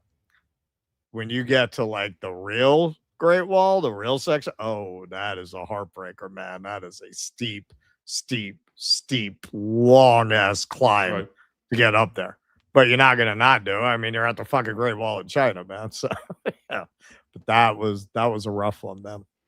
And it was like a cold, rainy day, so I had a heavy jacket on. I'm like pouring sweat climbing that. El Axa Flood. I'm not high. I'm just way cooler than you. Most people are. Dimitri Mugianis, my neighbor here. Is it okay to use the term visibly Jewish? You are my go-to Jews. Solidarity from Harlem. I don't know, man. I don't even want to drop her name. She's kind of entertaining. But I follow one Jewish creator she's always talking about her Jewish face and some of the Nazi comments she draws because of that. Russell's Peasant Mind. To Uncle Leo, everything bad that happens to him is caused by hatred of the tribe. You just don't overcook a burger. Yeah. Shmuley, Uncle Leo's Law. Okay, but all right. No, I get you. I got you. Okay, but did they ever? But they never referred to that as Uncle Leo's Law on the show. That's just the way you're branding it. I get it. Yes. All right. Russell's Peasant Mind. Also, have you heard about your cousin Jeffrey? He loves the leopard. His favorite animal is the leopard. He likes the spots. Danny D. How was the undercarriage of the Sam's Club pizza, Keaton Portnoy? Are you talking about the crust? I mean, it's fake pizza. Crust, It's got the little bubbles. It's not real pizza. It's not quality pizza. That's the point. You guys are missing the point. The point is not that it's a quality slice. It's a guilty pleasure, right? It's like a candy bar, So no, it's nothing special.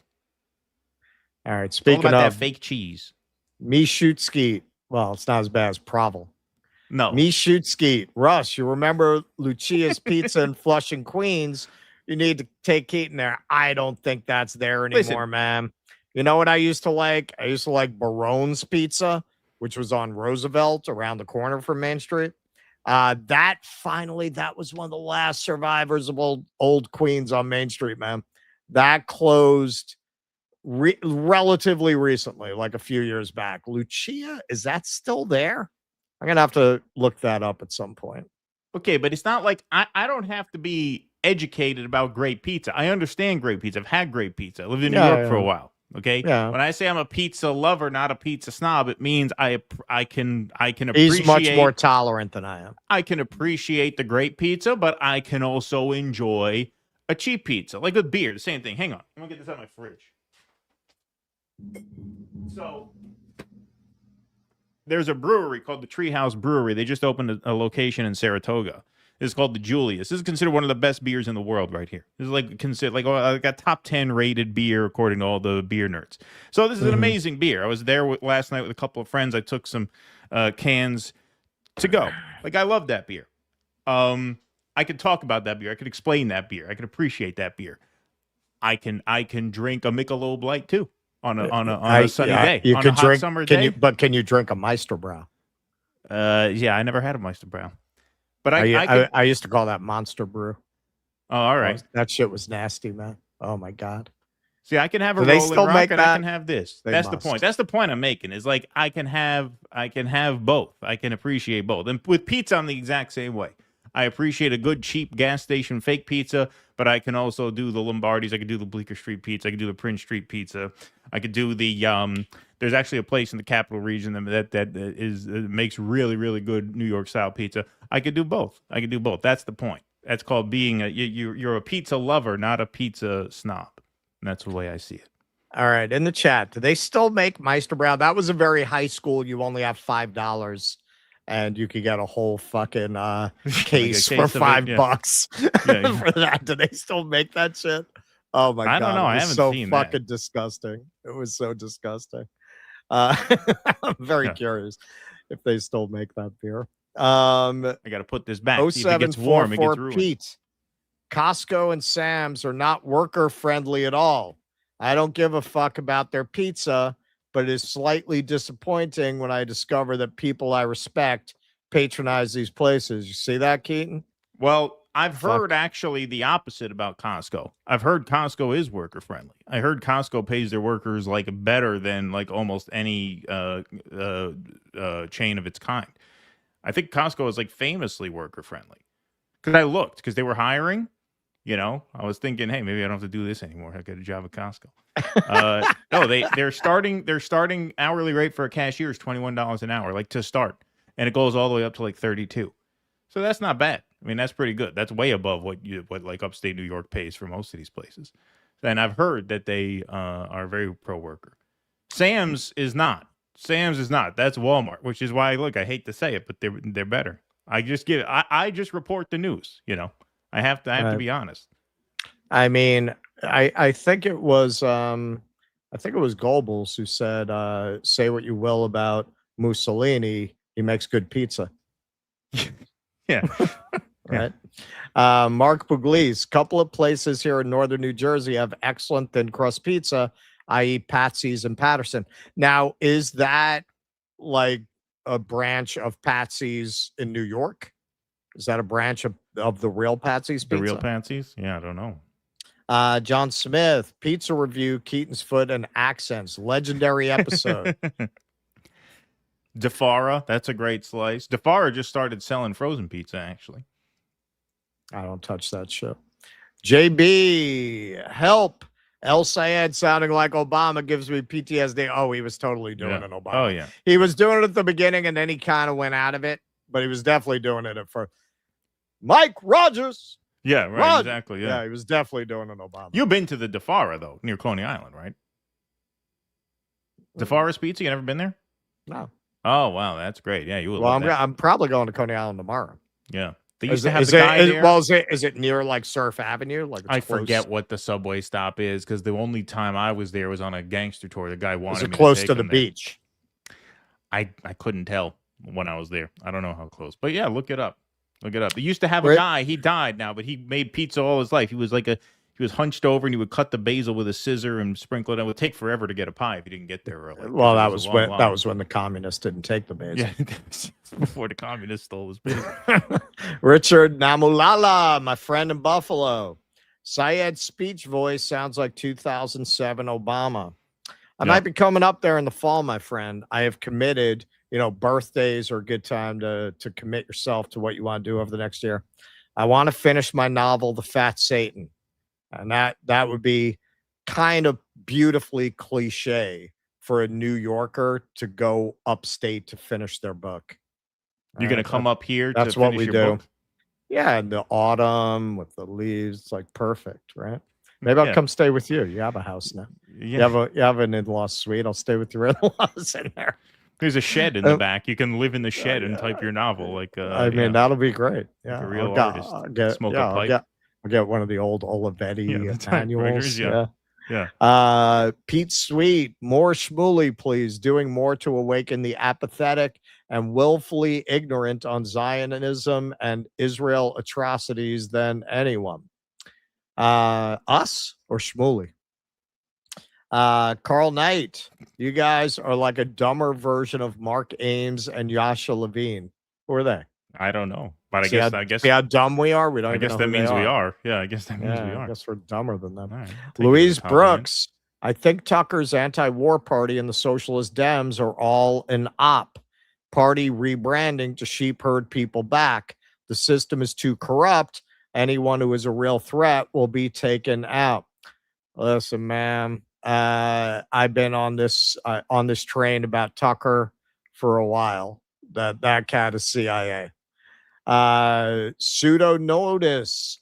The system is collapsed already. We can't buy food. You're right. It is collapsed for a lot of people, man. How are you supposed to say this? Thwumber? What's that? Thwumber? 31 Ember. 31 Ember. You're literally describing Jimmy Dore, all or none. You know, look, man. Well, he's saying Jimmy's politics are all or none. You know, look, with Jimmy, obviously, and we get this a lot. We don't agree on everything, man. It's all right. We're friends. In fact, when we get into the next segment, I'm going to be addressing some of our other friends that we don't always agree with. But it's not, it's not like, oh, I fucking hate that person. It's part of the problem in this space, man, that everything's got to be like that. And it's largely driven by this panopticon. Well, of course. Hot takes get rewarded in the algorithm. So starting a feud, yeah, man, it's better for clicks. So it encourages that kind of behavior. Right. Brad Gilbert, professional and changes nothing in the world. Means nothing in the actual world. No. Brad Gilbert, professional activist, job security demands no joy. It's true. It's why most people don't last. PMC. If El Sayed was a significant threat to Zionism, would Kamala endorse him? This is the ugly reality of politics. I don't think Kamala is a committed Zionist. I don't think most of these people are really fucking committed to anything, particularly her. Like Kamala, I'm sorry, man. No, she's trying to crawl back to. You could call it. You could call it sexist. You want to talk about somebody who fucking slept their way to the top? That's Kamala. You know what? I'll balance it for you. Somebody just told me last night, supposedly Keanu Reeves gives the best head in Hollywood. So, hey, who knows? I don't know if that's true, but that's what I've been told. Yeah, she slept her way to the top. You are not going to tell me that she was at 27 fucking 60-year-old married Willie Brown for love. Okay. So that is Kamala. She'll go wherever the wind blows. I don't think she has any principles. I think supposedly she had a call with Mamdani, all of that, right? She wants to run next time, and she's positioning herself to run as a progressive. I mean, that's what she ran as before, as like a fake progressive slash establishment. She knows the Palestine issue burned her last time, and so she's trying to position herself as plausibly reformed. It's bullshit. She doesn't believe in anything, obviously, which is why it's easy for her. That's why she called the like we did a story. She came crawling back to the activists. Hey, what do you have to say now? After a summer of I'm speaking, right? All of a sudden now, what do you have to say? Right. So that's where she's. That's it. That's it. She doesn't believe. Why, you think Kamala gives a shit about Israel? She gives a shit about power. But also, no one person, much less no one American, is a serious threat to Zionism. Like, no, they're not. Right. Well, that's no, true, he's too. not a serious. No, is Abdul El Sayed by himself a serious threat to Zionism? No. We live in America. America's basically Israel. Don't you understand that? We're a couple hundred years older than Israel. Look around you if you live in America. What do we live in? We live in settlements in the woods. Woods that we stole from the Indians. We killed them, we drove them off the land, and we built shitty buildings in their woods. That's what we are. We are Israel. We are Israel. We're just a couple hundred years older. So we're not going to solve it. Nope. Listen, we're man, not going to solve it. I want you to develop that as a monologue. Well, that could if I do the live show in the fall, that could potentially be a great monologue. Yeah, we are Israel. What did they do? They kicked the Arabs out. They built strip malls. They built strip malls on the Arabs' land. That's what we did here. Yeah. Okay, so no American is a threat to anybody. Well, this is part of what struck me going through the museums. But that doesn't mean like nothing matters. It just means you have to understand. Like there's a context to everything. We suck. It's a matter of who sucks less. That's it. Going through the museums of Vietnam and seeing all of this about how we bombed schools and hospitals, that was the first thing that struck me. I was like, we're Israel. We're Israel. We did to them exactly what Israel did to Gaza. That's what we did to Vietnam. I live in a square house with woods behind me. How do you think the square house got there? Like what? Like that's who we are. We're not an ancient civilization. We're not China. We're not Europe. We're not any of these places. No, we came in. We stole land from a bunch of brown people. We built shit on it, and now we live here. Well, right. And you said the walls were dripping blood, and you found the Indian burial ground in the basement, right? Yeah, exactly. Yeah. It's a haunted land. Haunted land. That's why I've had diarrhea since I've moved in. Yeah. Carl Knight, does Russ like any abstract painters? Kandinsky, perhaps? No, I don't. Kandinsky, de Kooning, all of that shit. It's masturbatory. Like, I just don't buy art that has so completely abandoned any social function that it is not accessible to the public.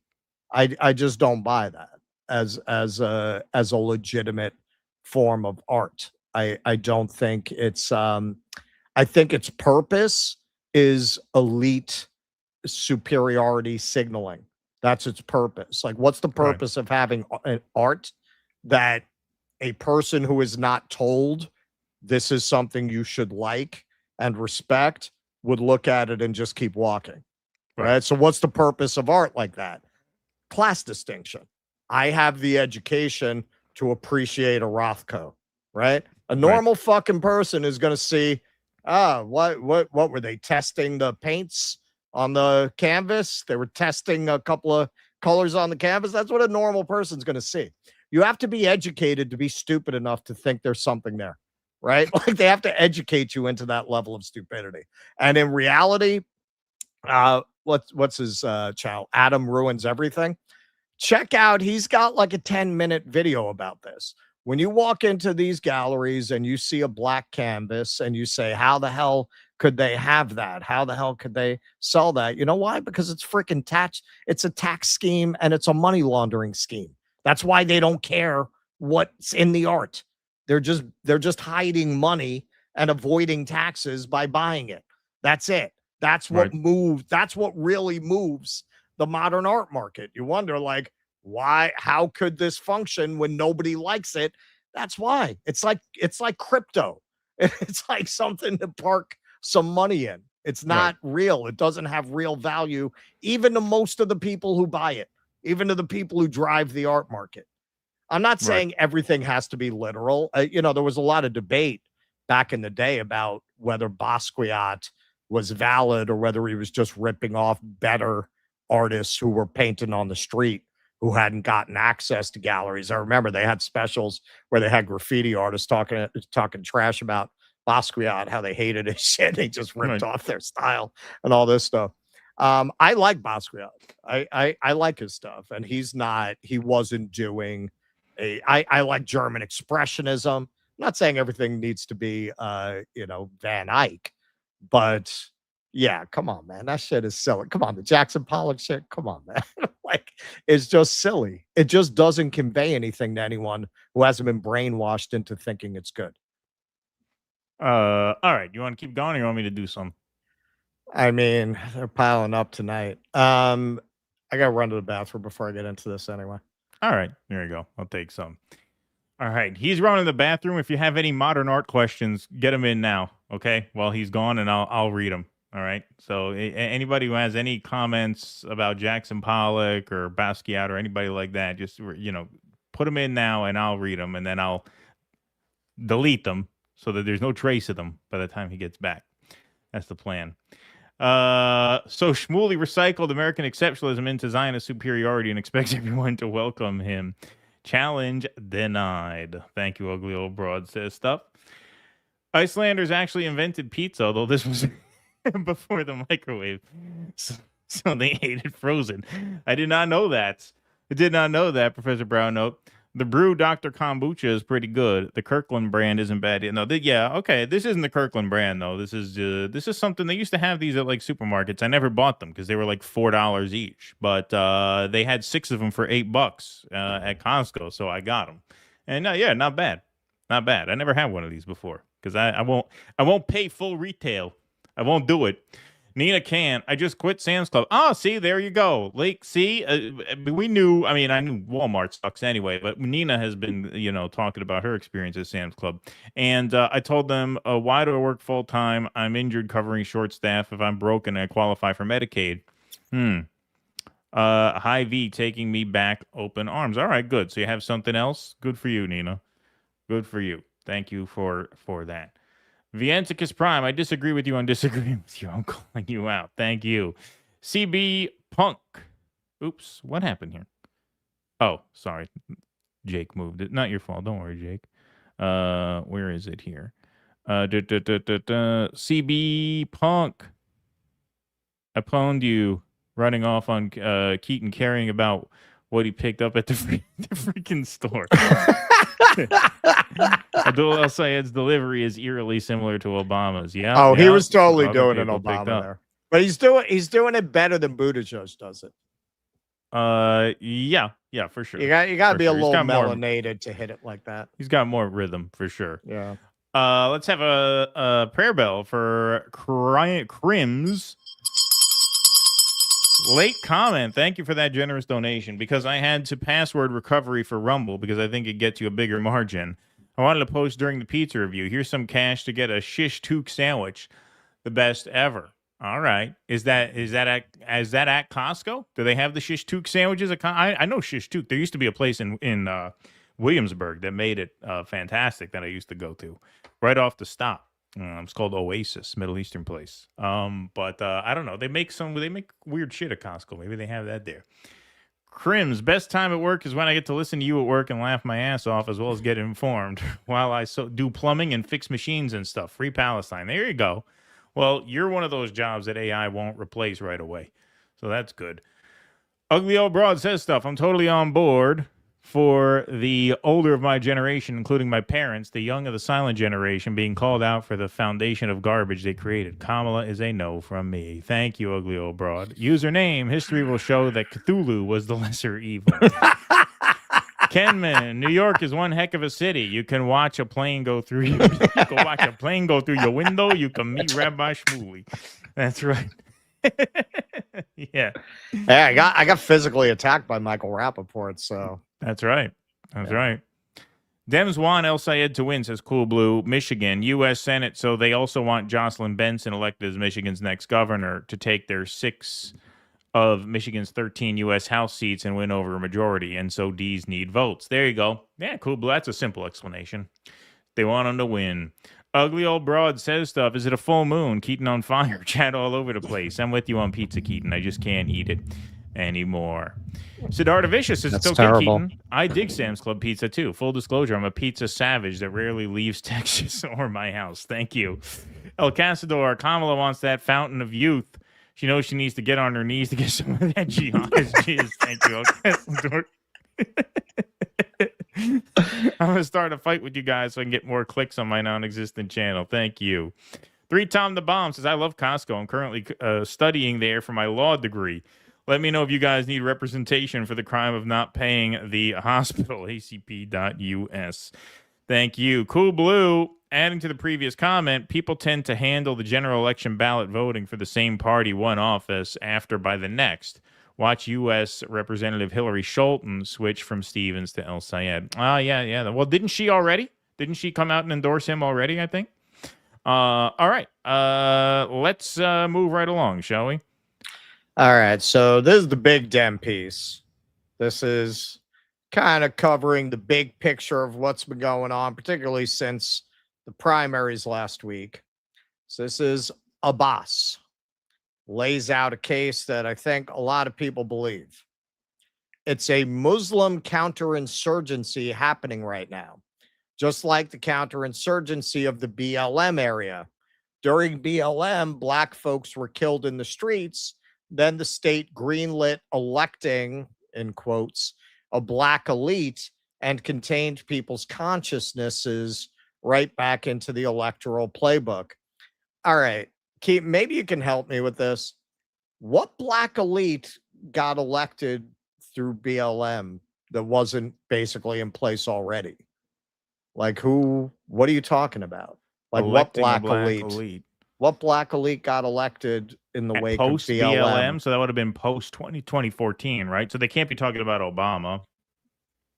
Well, this is really like 2020, right? Like around George Floyd, I assume. Right, they're but even if you talking go about. back to BLM, I think the technical start of that was like Ferguson, right? So that would have been like 2014. Even then, like what black elite has been elected since then? Yeah, so I I mean, don't Cori see Bush that. is a sellout, Like but there she's not an have elite. been- She was a homeless person. Right. There Yeah. have been black people elected, but there were before that. Like it's Yeah. not, we're not coming right out of Jim Crow. Well, who we think of as like the black elite in terms of like It's like politics. Obama. Like Obama, or even like Clyburn, or Right. like Yeah, these people they were were in already- office they were before then. already They were already there. there. Yeah. The same thing has happened with Palestine. A genocide happens, then all these Muslim outsiders get elected, containing Muslims' consciousness straight to the poll booth, buying into the same state committing the genocide. Same playbook, different actors. The people get duped again, and they go on. A basic understanding of political science would tell you that these Muslim candidates are not organic. Rather, they represent decisions made by oligarchs, then well packaged by long-standing Democratic bureaucrats for the public to seem like a natural occurrence. It gives the guise of representing a people's choice or an antidote to the establishment, but in reality, it's the establishment presenting it to you and making you think you actually did something to make it possible. Okay. I think that and hey, I'm actually going to show a little bit of it in this segment. We had a whole conversation with Joel Whitney. His book's right up here. Yeah, man. Like a lot of what goes on in politics is absolutely an op. But, and our friend Brianna Joy Gray here says, save this tweet. Like, what do you think here? Do you think AIPAC was playing 5D chess when they gave Haley Stevens $36 million to defeat Abdul El Sayed? Like, that's what they wanted? That was a trick? That was a very elaborate $36 million trick? Like, it's the idea that this is to not to belabor a lately overused metaphor, a Trojan horse. Are you suggesting that they secretly wanted El Sayed? Like, seriously, what are you saying? Like, it doesn't it fit Occam's razor? The simplest explanation is usually the best. And with some things that we see, the simplest explanation is that it's an op, frankly. Is that the simplest explanation for why AIPAC spent $36 million for defeating this guy? That they were trying to get him elected? Like, do you really believe that? Or does it make more sense that nobody who is not in some way adjacent to money or power is going to get ahead in our capitalist system? And as Peter Turchin says in his great work, End Times, when society starts to come apart, it turns into a fight between elites. And that's why these people are drawn from elite classes. It doesn't mean they don't actually have the difference with the other part of the elite that they're fighting that they purport to have. Doesn't that make more sense when you look at this than that it's all an op? It's all they secret. Yeah, no, AIPAC wanted El Sayed, secretly wanted him. Billionaire-backed super PACs have donated to Cuomo's mayoral campaign. Why'd they do that? To get they secretly wanted Mamdani? They secretly wanted Mamdani in office? This was a feint to trick the public? Pro-Israel donors power last-minute surge of Espiat spending. So they actually wanted Daria Lizza to win. That's what was actually happening. It's absurd on the face of it. It's one of those things that, yeah, man, that as you were saying in the last segment, that gets a lot of likes online, right? People love that kind of very conspiratorial thinking. It makes them feel like they're seeing something other people aren't seeing. It makes no fucking sense. If you want to argue these people are not as radical as you'd like, I mean, that's valid, right? They're not going to be if they're running within the political system. Moderate Democrats prepare for war against an ascendant left. One moderate group says the progressive winds are deeply troubling. They're talking about the third way Democrats, and is planning a $15 million effort against democratic socialism. Now, what is that? They're faking. They're faking. There's no real antagonism. Yeah, it's wings of the elite, sure, but it is wings that are at war with each other. This is Matt's. That's what Kamala versus Trump was. Of course, of course. Yeah. So this is Matt Stoller. Just a little bit of his breakdown on who the third way Democrats are. After Abdul El Sayed's win in Michigan, a DC-based advocacy group, Third Way, will now spend $15 million to attack the left. They frame themselves as moderate Democrats. Why aren't they spending that money attacking the GOP? The answer requires explaining who they are. And he gets into specifics of who these people are. You can look up the thread if you're interested in that. I just picked out the main points. The board of Third Way has 33 people, and the vast majority, and I mean overwhelming, are Wall Street financiers interested in encouraging consolidation. The rest are corporate lawyers and lobbyists doing the same, plus a billionaire heiress. To make a quick point, these people have clear interests in government policy. They profit from lower taxes on capital gains, lax antitrust, less financial regulation, and more junk fees. They aren't moderate per se. They are just protecting the interests of capital. Normally, these boards have a people from a variety of backgrounds. It is really stark how the Third Way board is 80 to 90% finance guys with backgrounds at companies with Goldman or Morgan in the name. And again, as I said, he breaks down the individual members if you want to look it up. The $15 million to attack the left is an attempt to prevent the Democratic Party from taxing capital or preventing mergers or monopolies. It has nothing to do with partisan politics in the way one might imagine. It's political insurance. Most Americans think of political moderation or centrism as fair and even keeled, or at least they have. But moderate or centrist hijacked by Third Way means representing the interests of banker Americans. That's a new hyphen. We should use that. I'm a banker American, and I resent that statement. It's discriminatory. And if that doesn't change, get ready for a lot more radicalism. Yeah, the facts fit that analysis more closely than that they're all secretly scheming to trick you to install the people they want anyway. Is it a fight among elites? Yeah, it is. It is. You're not going to get into this fight if you're not an elite. You're not going to be in a position to have this fight. As anyone will tell you, most of the revolutionary leaders that many of the people who are pushing these theories admire were elites. Castro, he was an elite. Lenin, he was an elite. All right? Like, this is what Turchin lays out, man. Like, you really don't see revolutions that are not driven by elites. But it doesn't mean there's nothing happening. There's no conflict between them. What about this crazy old bastard? You think this guy's making it up? You think Carville doesn't mean every word of this? Any place for criticism of the government of Israel in the Democratic Party?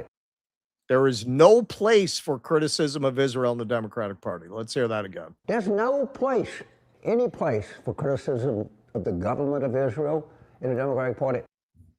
So what do you think when the cameras go off and go, oh, I got 6 calls from Hassan Packer while we were talking. I got to call him back because we got these leftists fooled. We got him fooled. We're for sure. I've been coordinating with him. I make an appearance. I talk about how I won't be in the party with him. And then he makes an appearance with Mom Donnie. Yeah. Come on, man. Yes.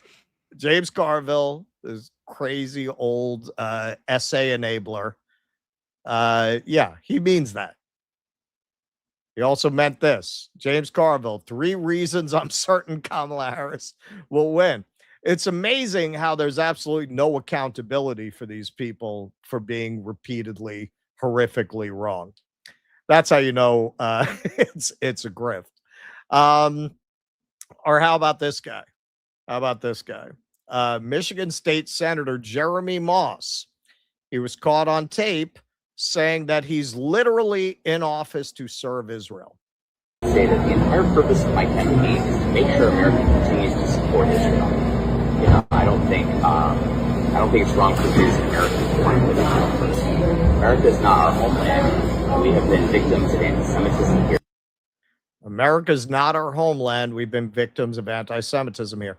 You think this guy behind the scenes is secretly scheming with Mamdani to sheepdog people into the Democratic Party? Or do you think this guy would like to see Mamdani fall off a bridge? Like, what do you think? This guy, as Tim Dillon might say, his pussy is cheap. His pussy, because they know they don't have to pay this guy. Right?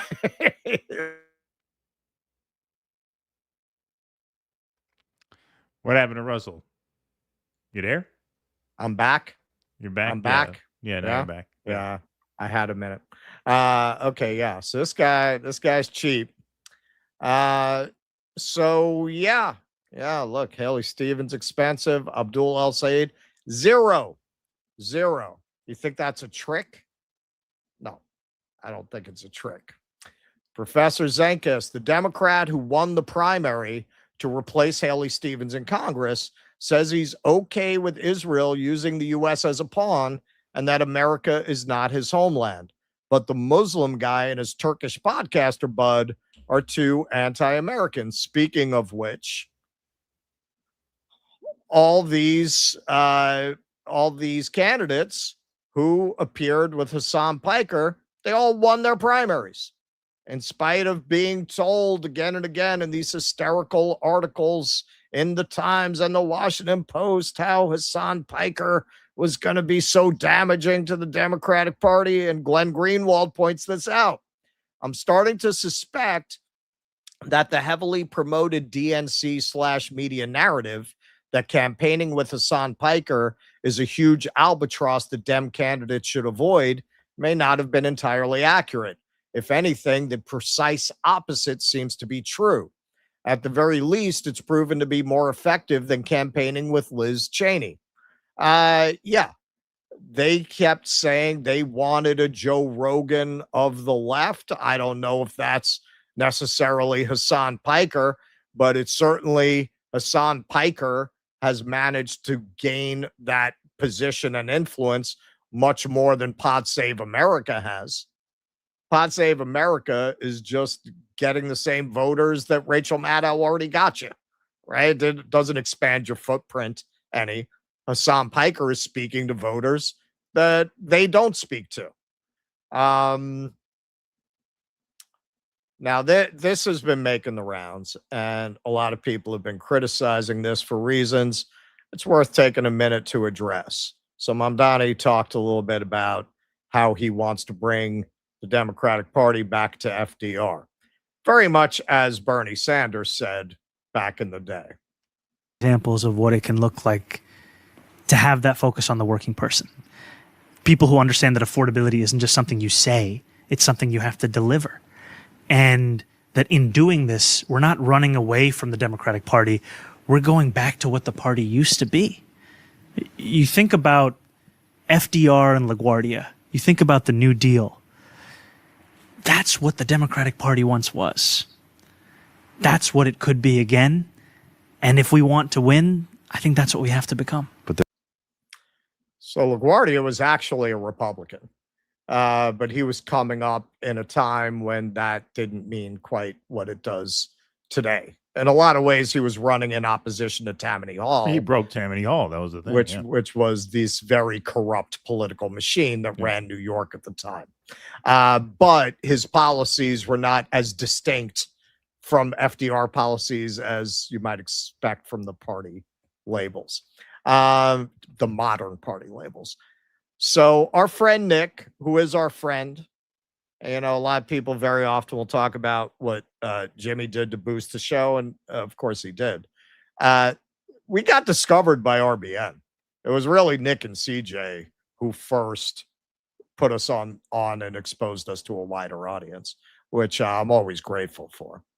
So Nick said this was my critique from day one about Zohar Mamdani, that he existed as a pressure release valve for the ruling class who plans on saving the deeply unpopular genocidal Democratic Party while dragging the Palestinian movement to the right. And let me just get the next one in. And this is Angel Rivera. Back to FDR, when black people couldn't collect Social Security, when FDR interred the Japanese during World War II, when the party was controlled by Southern Dixiecrats, that's where Mamdani wants to go back to. That era of the Democrat Party. I fucking hate shit like that with a passion. All right, so let me start with what Nick has to say, which is not bad shit, unlike what comes after. Mamdani didn't run as somebody who's going to start a revolution or going to burn down the Democratic Party. Nick sees things from the perspective of a revolutionary. Nick wants a revolution. That's not what Mamdani is. Like, there's nothing surprising about Mamdani saying that. That's implicitly and expressly what he ran as. Now, here in New York, and we've discussed this, he is largely delivering on that vision of governance. He has been, by most people's accounts, and you can see this in the poll numbers, a pretty good mayor. He's a throwback to the sewer socialists, who he's, make sure the potholes are getting taken care of, which you have to do. You have to do. One of the things they love to label the left with is incompetence. You have to have that basic competence. What he did with the snow removal, not only doing it efficiently, but also making a work and jobs program out of it. Yeah, he's a democratic socialist. Now, if you are a revolutionary communist, that's not good enough for you, which is understandable. You have to build your movement so that you can actually win political power. In the meantime, you can't expect people to not support this guy who's materially improving the lives of working people. When we talked about that on Jimmy's, he did not disagree with that. Of course, a rent freeze, that helps literally millions of people in New York City to be able to afford to live here. What he's starting with these he's working within the system and with a system that has limits that revolutionaries, by definition, want to break out of.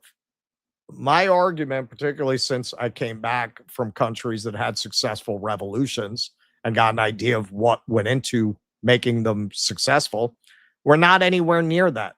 We're not anywhere near that. You don't have the infrastructure. You don't have the movements. You don't have the organizations. What Chris Small say when I asked him about a general strike? That's a real fucking on-the-ground labor leader. What did he say? We're not ready. We're not ready. You're not even ready for a general strike.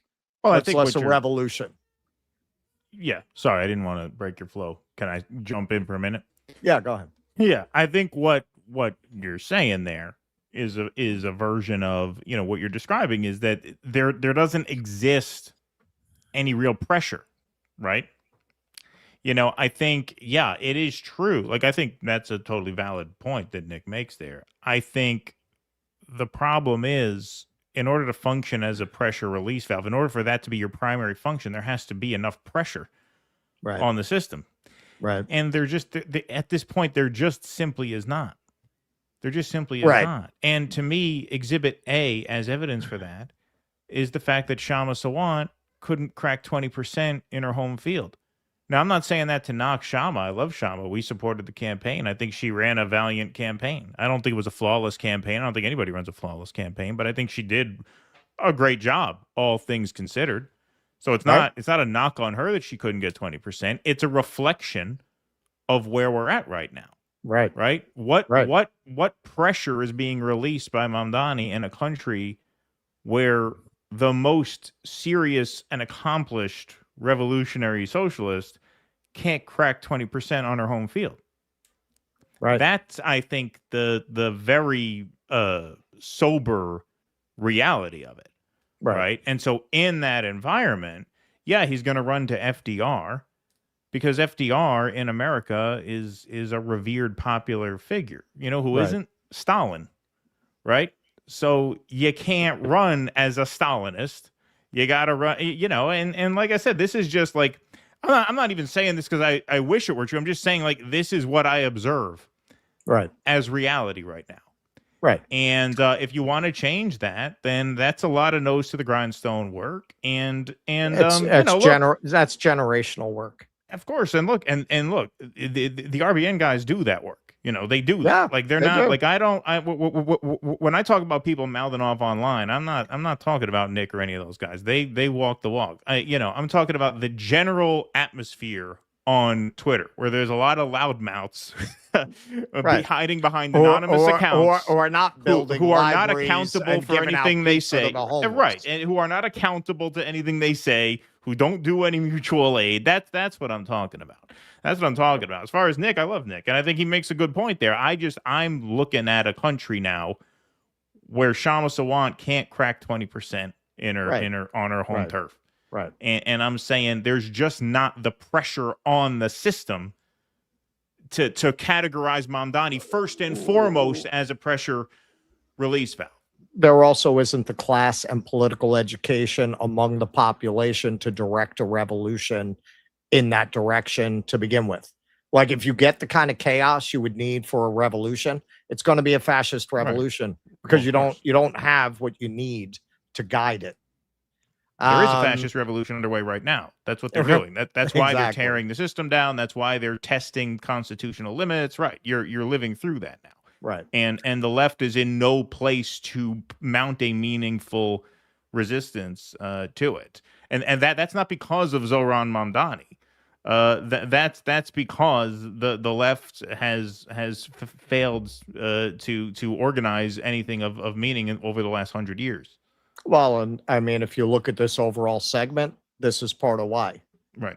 Because it is, we talked about this with Joel. I think there's a lot of intelligence services infiltration where people may not even realize that they are working with the intelligence services, but they are.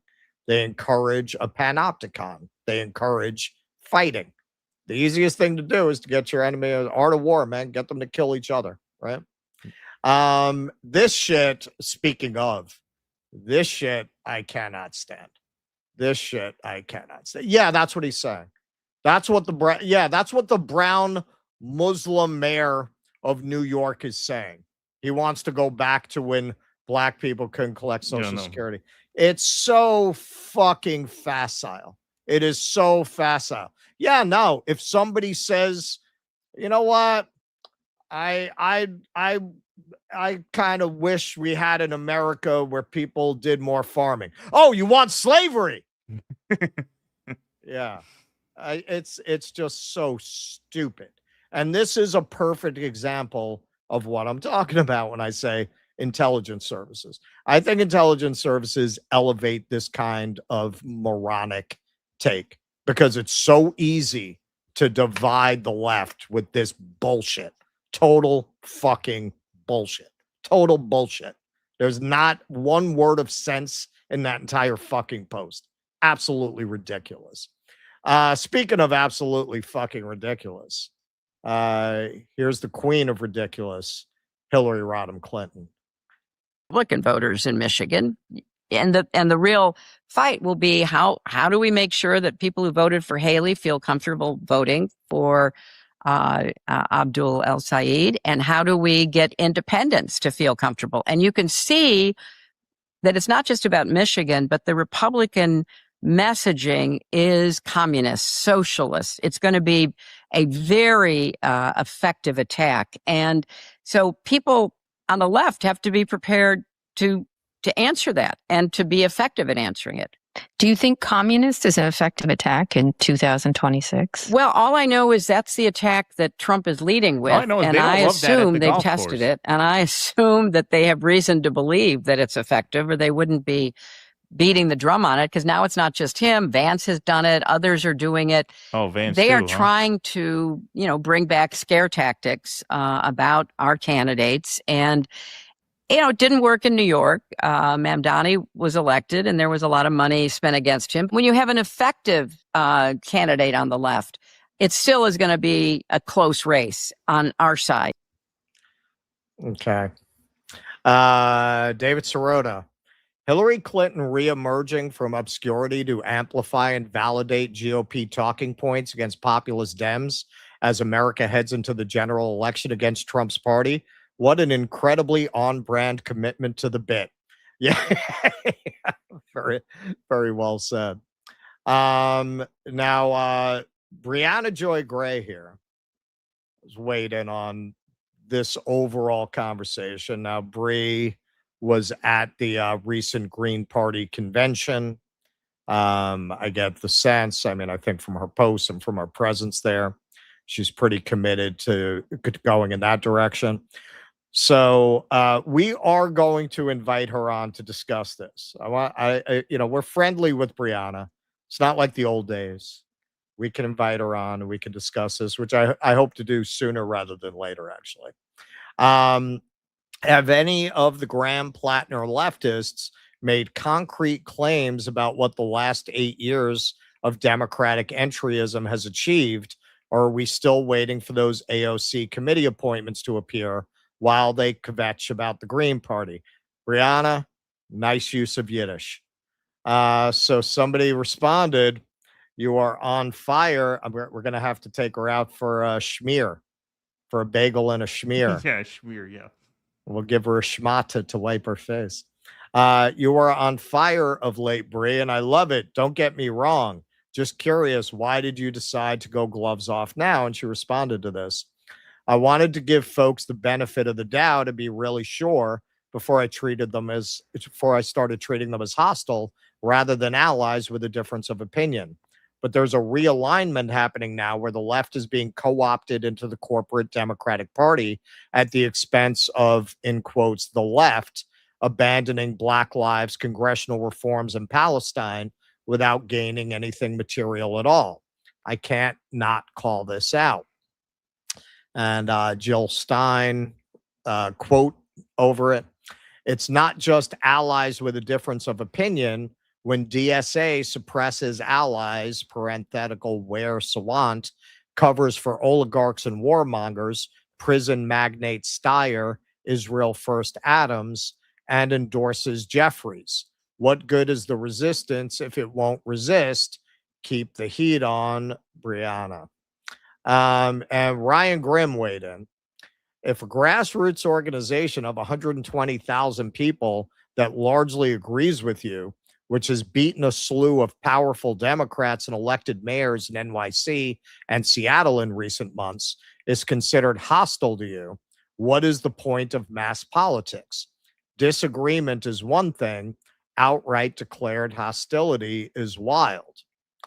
Now, this is just to interject. This is a DSA member on the ground, not responding to this, but responding to that New York Times article. I, a DSA member, am hauling ass in Ohio trying to flip seats in our gerrymandered GOP supermajority. We are scraping pennies together for what's STW? What is that? I meant to look it up. Yeah, I meant to look it up before we did the segment. I'm not sure. See, this is what happens when you don't have the money to hire anybody to make sure that you do that. And volunteer supplies. But corporate, look at the chat. Somebody's come up with it. And volunteer supplies. But corporate Dems will spend $15 million against me instead of for our Dem candidates. Make it make sense. So, okay, man, we got into this a little bit with Joel.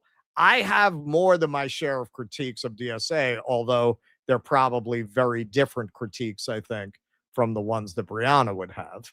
But yeah, man, look, you got these people out there on the ground trying to make it happen.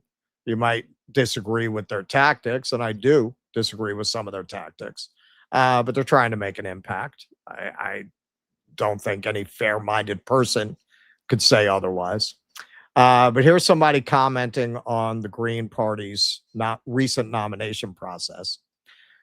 We watched the nominating process for the Green Party, TLDR, a total unknown 25-year-old logged into Zoom, didn't turn his camera on, said he wanted to be their candidate in Michigan's 7th, got asked a few questions, dodged them, and within 33 minutes was confirmed.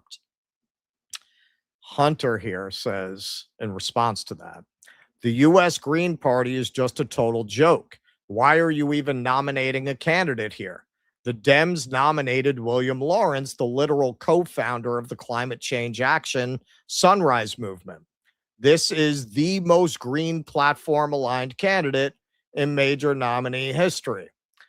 And Brianna points out here, rightly, within 24 hours of winning his race, William Lawrence disclaimed his DSA membership and pledged to support biggest recipient of pro-Israel money in the House for Speaker. He's exactly why people have no confidence in the Democratic Party.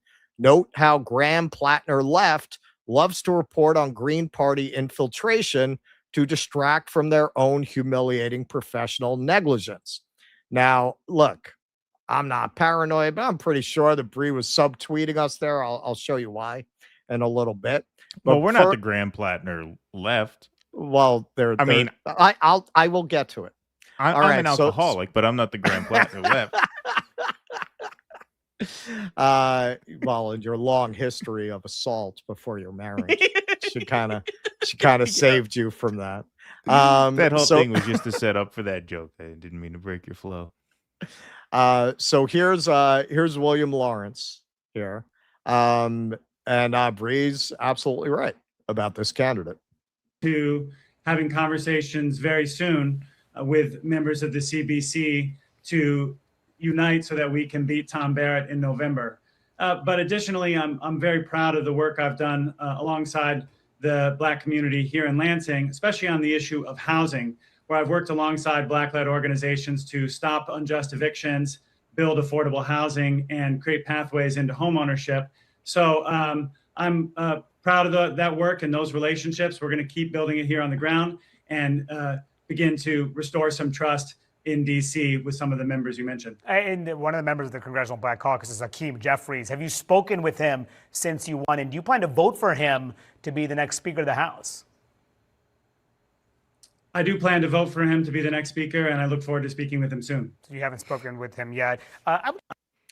Okay. All right. So Hakeem Jeffries, of course, one of the big recipients of AIPAC money.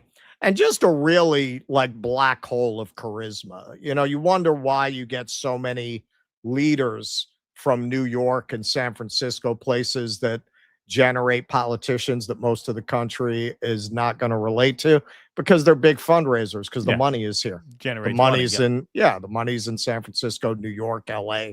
That's why you get people from those places in the leadership. Hakeem Jeffries is singularly untalented, I would say. So this is the reason I say that Brianna is probably subtweeting us here. This is our interview with Joel Whitney.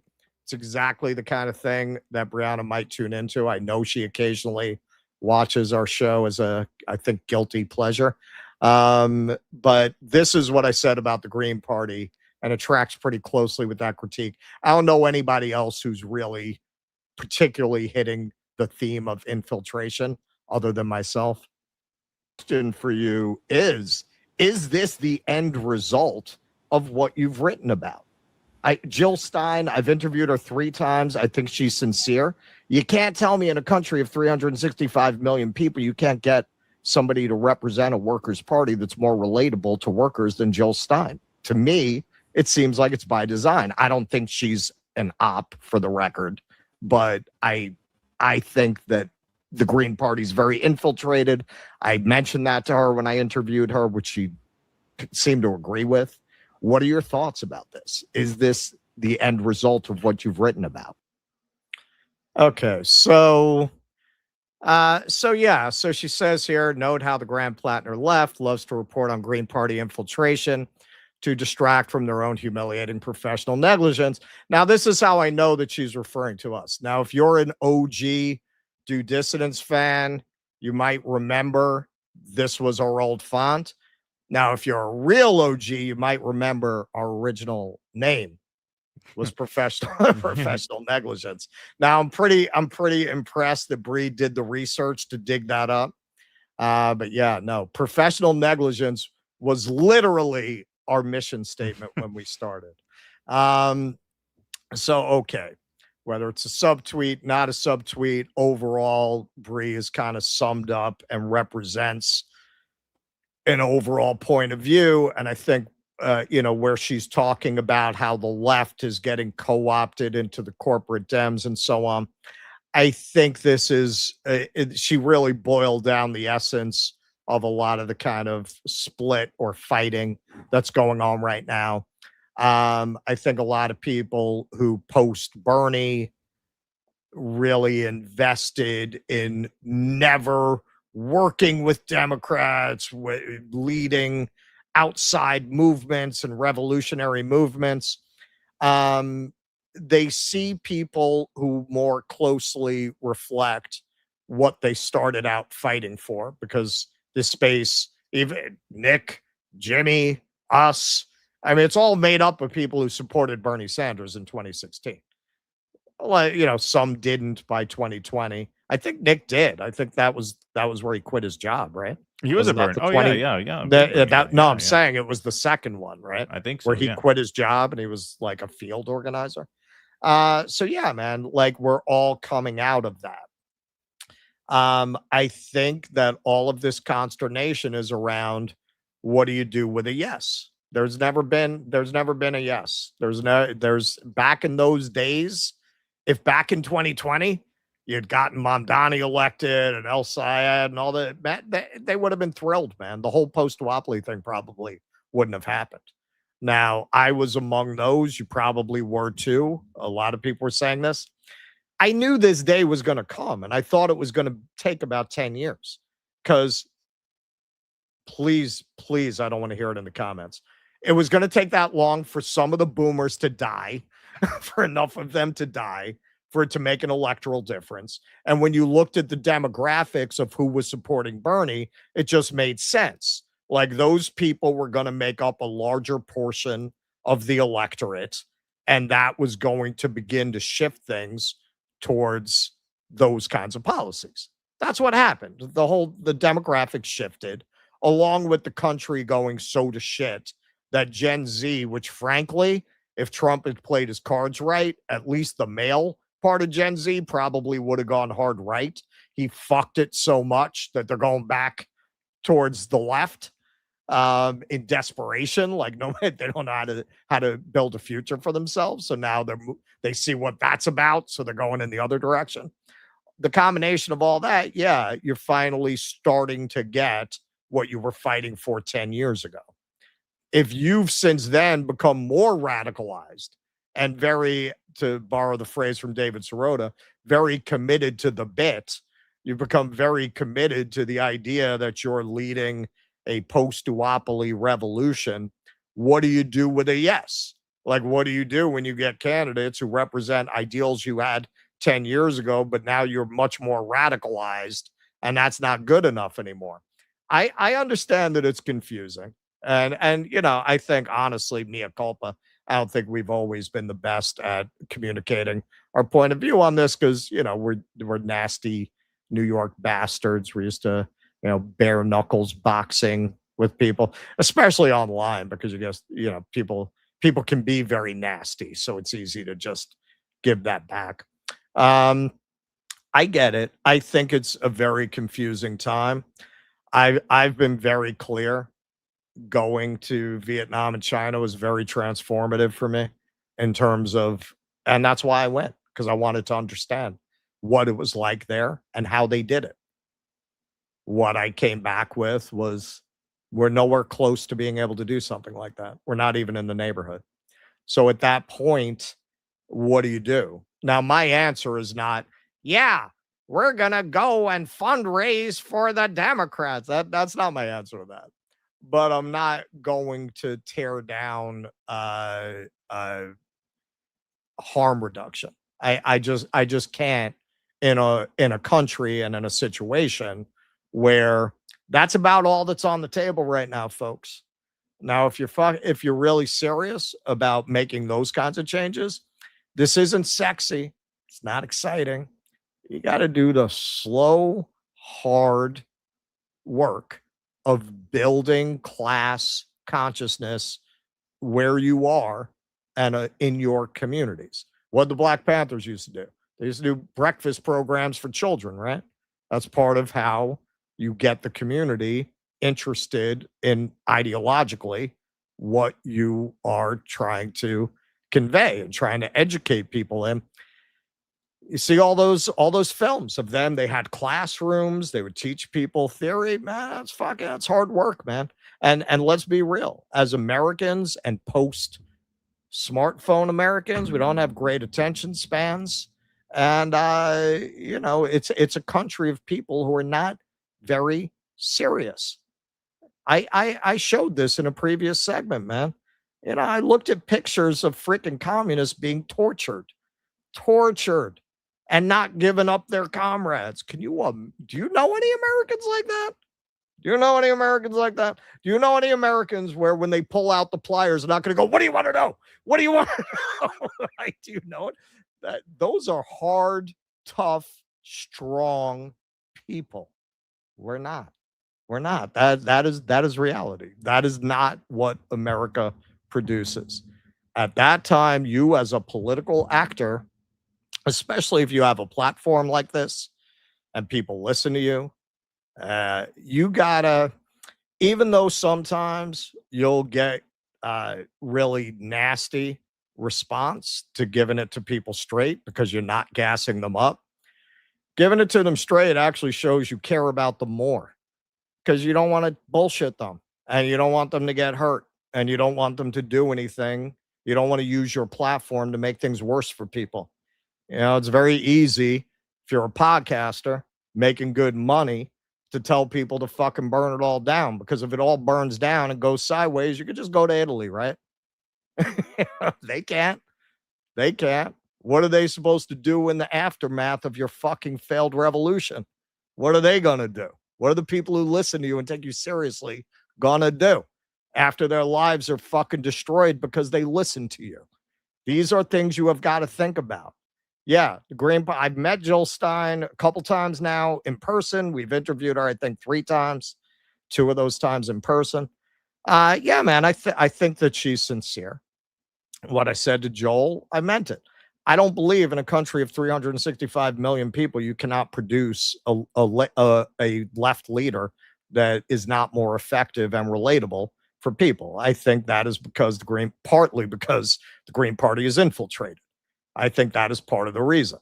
When we had Joel on, we talked to him about that. Richard Wright said all left organizations are set up by intelligence services to gather everyone in one place. I don't know if that's true of every organization, but I would say that once they're set up, if they become any kind of a deal, yeah, man, you got intelligence people there. That's why, the Panthers, they had their own internal security people to screen for that, because they were aware of it. Like this is the reality. This is what you're dealing with. You cannot tell people you need to invest all of your political hopes in a political party that gets 1% in every election. It's not fucking responsible. Now, I am not saying all of your efforts or even most of your efforts should be put into the Democratic Party.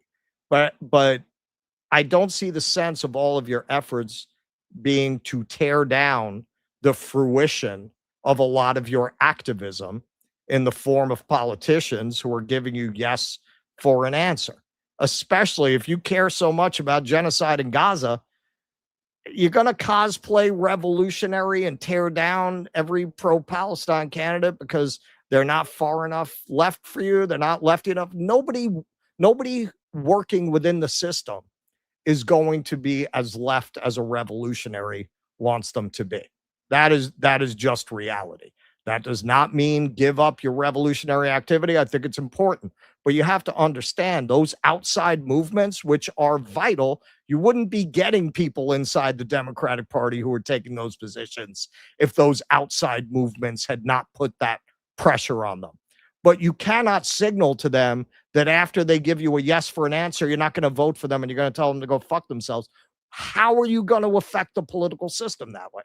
And the answer is revolution. You're not in any position to have one.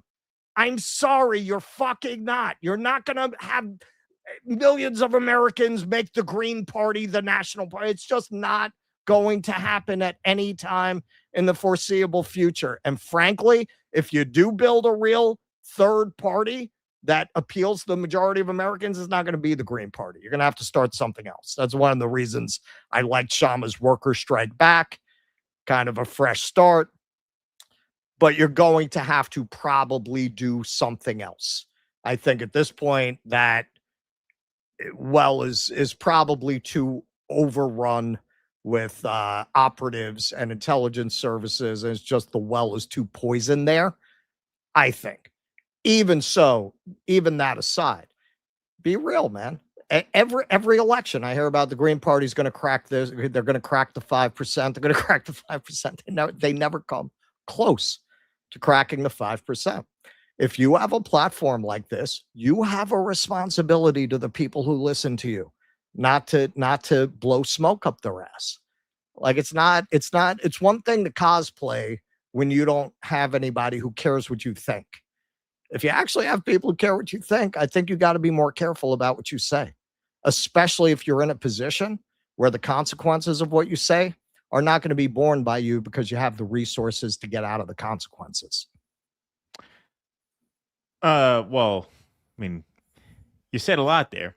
But I think first of all, that's a lot of what and this is why I love that movie. This is a lot of what One Battle After Another was really about. It was about failed revolutions. It wasn't about revolutions, it was about failed revolutions. It's about people who had delusions of grandeur about their capacity to change the world and destroying themselves in the process while the fascist machinery roared on. And then, minor spoiler at the end, you find out that the revolutionary leader actually has deep regrets about the fact that she had to basically abandon her family in order to pursue what was a pipe dream, what was a lost cause. They had nothing except their visions of themselves as vanguards of a revolution that wasn't there. So that's one of many reasons why I love that film so much. And it's why I think a lot of people in this space hated it, because it showed them the road they were going down. they didn't want to look at it. Well, it's funny. You listen to the Nerd Channel chuds. They think it was a celebration of left. Yeah, well, that's you're right. I mean, yeah.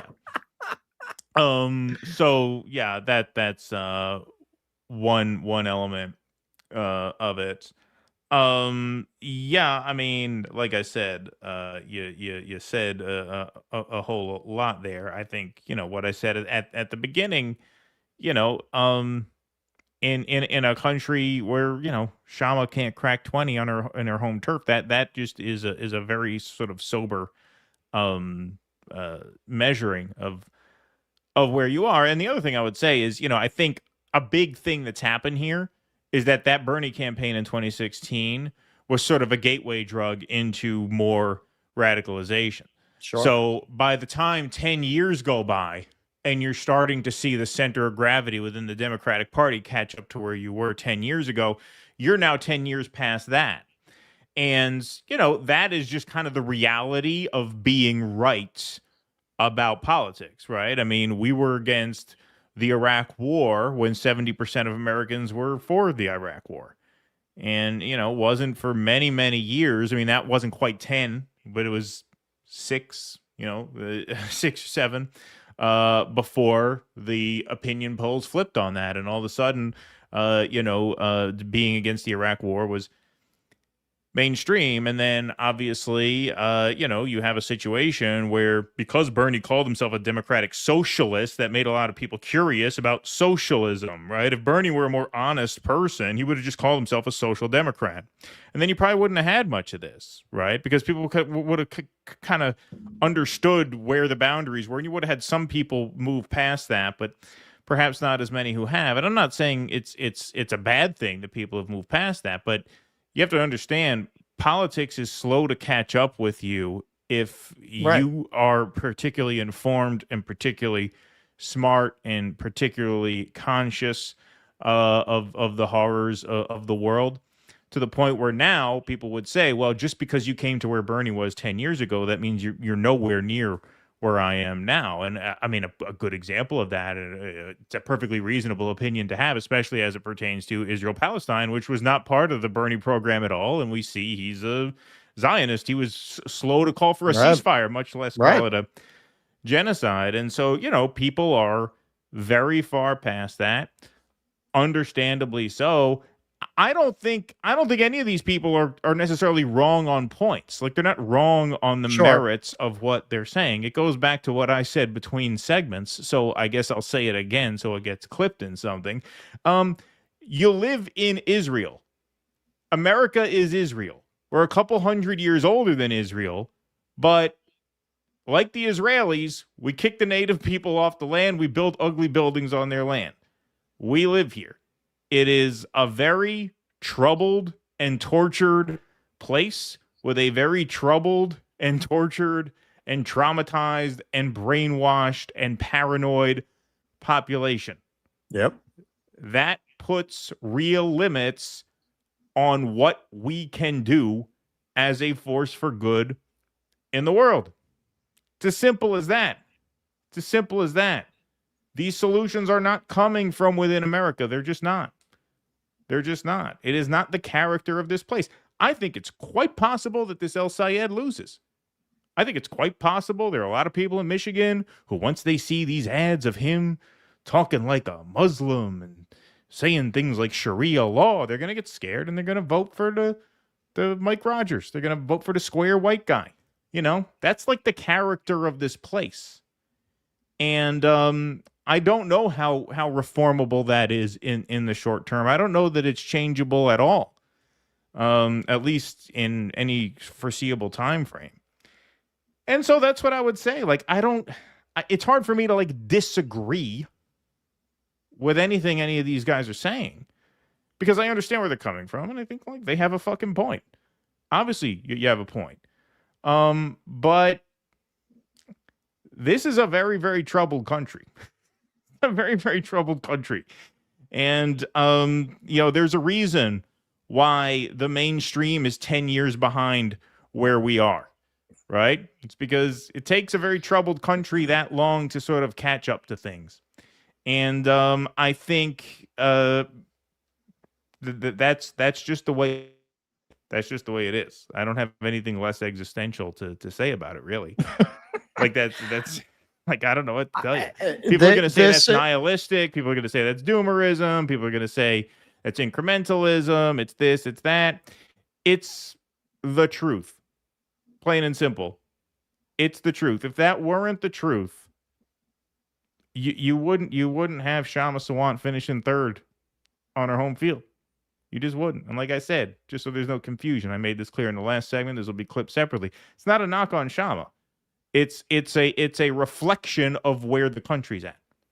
It's a reflection of where the country is at. And I think there are a lot of reasons we are where we are. But I think just like in one battle after another, the left, for whatever for a number of reasons actually, has made itself kind of ridiculous and alienating to a lot of people. You could say some of that is intelligence services. You could ascribe blame to that in a number of ways. Some of it is just mainstream media propaganda. Some of it is just big money brainwashing people to hate ideas and movements that they know very little about. As Joel pointed out, there's always been a collaboration between the intelligence services, the corporations, and the media. It's all of them. It's all of them working together to keep people stupid and inside the fence. Of course. And so I think that's a big part of it as well.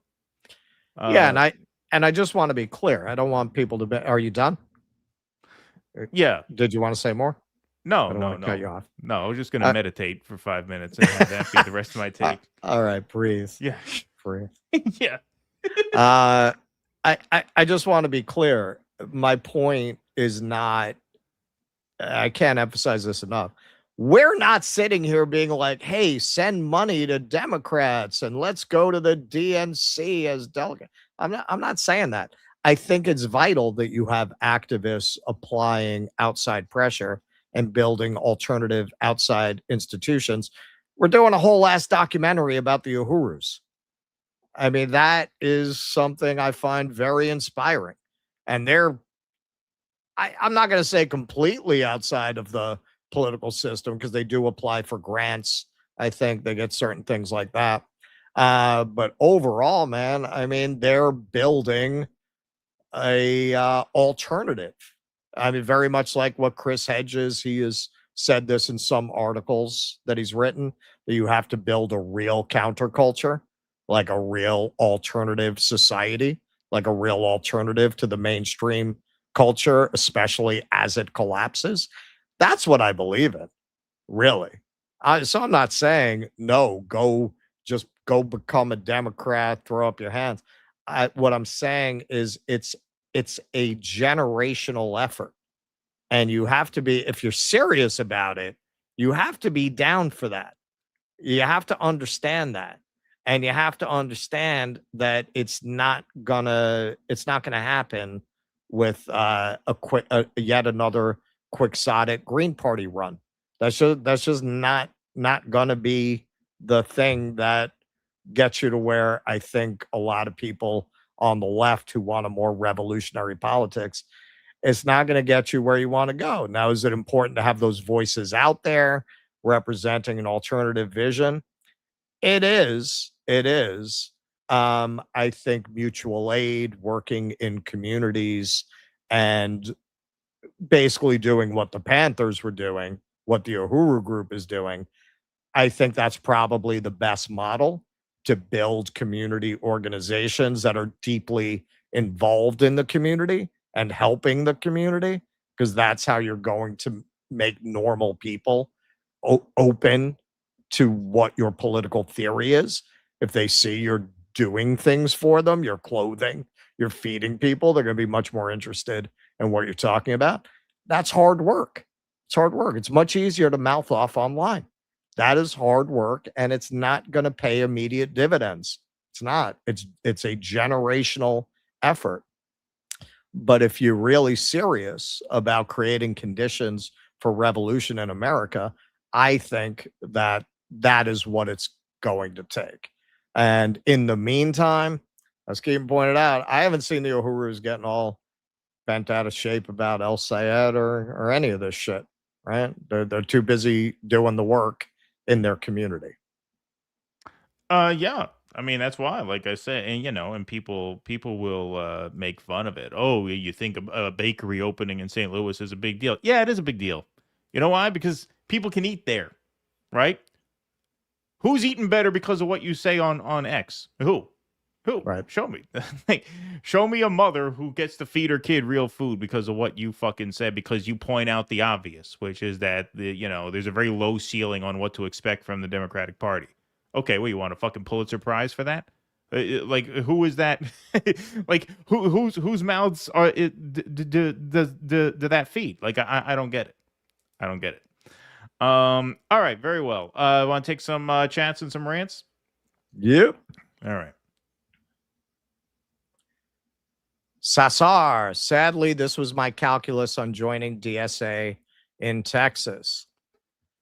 Look, man, I think a lot of those people, they're trying to make the world a better place. Really. They are.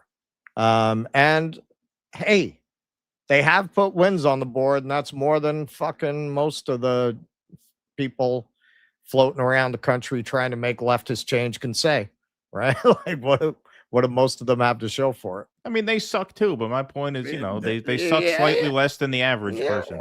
Sure, exactly. Which in America, that's a W. Hey man, just look. My advice to DSA: clap, please clap, please clap, and laugh. Heavy snack. Trump, you have Abdul and you have Mamdani. Iran is sending their most attractive men. Skulking skunk. Biggest threat to humanity right now is the Ukraine proxy war. NATO will collapse as a result, and they will not take it lightly. Yeah, we have a segment on that tonight. Hopefully, we'll get to it. We cut the Tuesday stream. Is that next? Yeah. Well, so we'll get to it. We'll get to it. Yeah. Katrina Greshner. There's a difference between lesser of two evils and not perfect. A meaningful difference. Exactly. Well, that's me. Right. Yeah. Russell's Peasant Mine. Uncle Leo's Law could be a thing. Man, I wasn't even able to make Lucky Boy a thing. Yeah. Russell's Peasant Mine. Jerry, see this watch I found? Comrade Cranky. Lone Star Beer is my best friend. Lone Star Beer is good. Yep. I like Lone Star Beer. Yep. I remember getting those Lone Star beers. Yep. Brad Gilbert. Take off, Keaton. Moosehead rules you, Hooser. Oh, and Moosehead. I had Moosehead too. So the funny thing about Moosehead, one of the guys, because I worked some craft shows for a few years because my mother had Parkinson's, so that they retired the jewelry business before they were really ready to. So I started selling some of their jewelry at shows that they had left over from supplies they had left over. And so, a lot of those crafts people are like old hippies from back in the day. But most of the people who like make the stuff are like the wives. And so a decent amount of like crafts people, like the wives will come work the show, but like they'll bring their husbands along to lug the shit and help them. But the husbands are like, a lot of them are like still strung out from the Grateful Dead Candlestick Park show, 20 years ago. So there's one guy who used to walk around the craft fair just slamming back moose heads.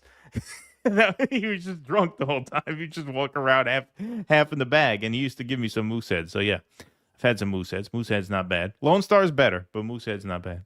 Brad Gilbert. Tucker laugh is remnant of MK Monarch programming. I don't know about that, but that motherfucker's CIA. And that's why he keeps having the crackpot Fed Cooper on his fucking show. Dino, Keaton's new side gig. Welcome to Costco. I love you. Third rail. Abdul needs the black vote. He has to embrace Kamala. Hey man, it's freaking true. Yeah, he can decline the black woman vice president's endorsement in a Democratic race in a swing state. 0744 Pete. Cranky Keaton is my favorite. Drink that beer instead of looking at it, Gaylord, and let's see what happens. I've had drinks with Keaton. He's all right. Steve and the stories. Carl Knight. Russ's aesthetic is socialist realism then? You know who I really like? I don't have one aesthetic. I would say that I'm not into abstract art that people who haven't been to a college course about it won't be able to appreciate. You know who I really like? Kind of an obscure artist. James Ensue.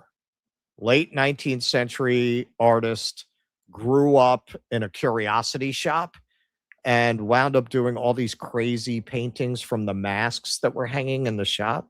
It's very, very weird shit. My favorite painting of his is the entry of Jesus into Brussels, where you have everybody partying with these crazy masks, and Jesus is just in a corner like this. He almost had a Monty Python sense of humor. Like, it was very dark, funny, and surreal and profound. So I don't have to, I'm not, that's what I'm saying. Like, not everything has to be realistic. I like Klimt, actually. I'm just saying that that abstract expressionist stuff is shit. It's just garbage. It looks like you took some Glidden paint and threw it against a wall. Like, nobody likes it. Nobody likes it. It's a scam. Nang. If refusing to vote within a genocidal duopoly is accelerationist, voting within a genocidal duopoly is cruise control. Own it. Okay, so you actually care about Palestinian people, right? I'm assuming that you do. I'm not kidding. You do, right? All right. So you get people who are running on voting against arming Israel. and on the other side are people who are emphatically voting or running on voting for it. So you don't feel like there's any value to voting for the? Yeah, sure, they might betray you in office. You don't know that though, right? Like why would you not?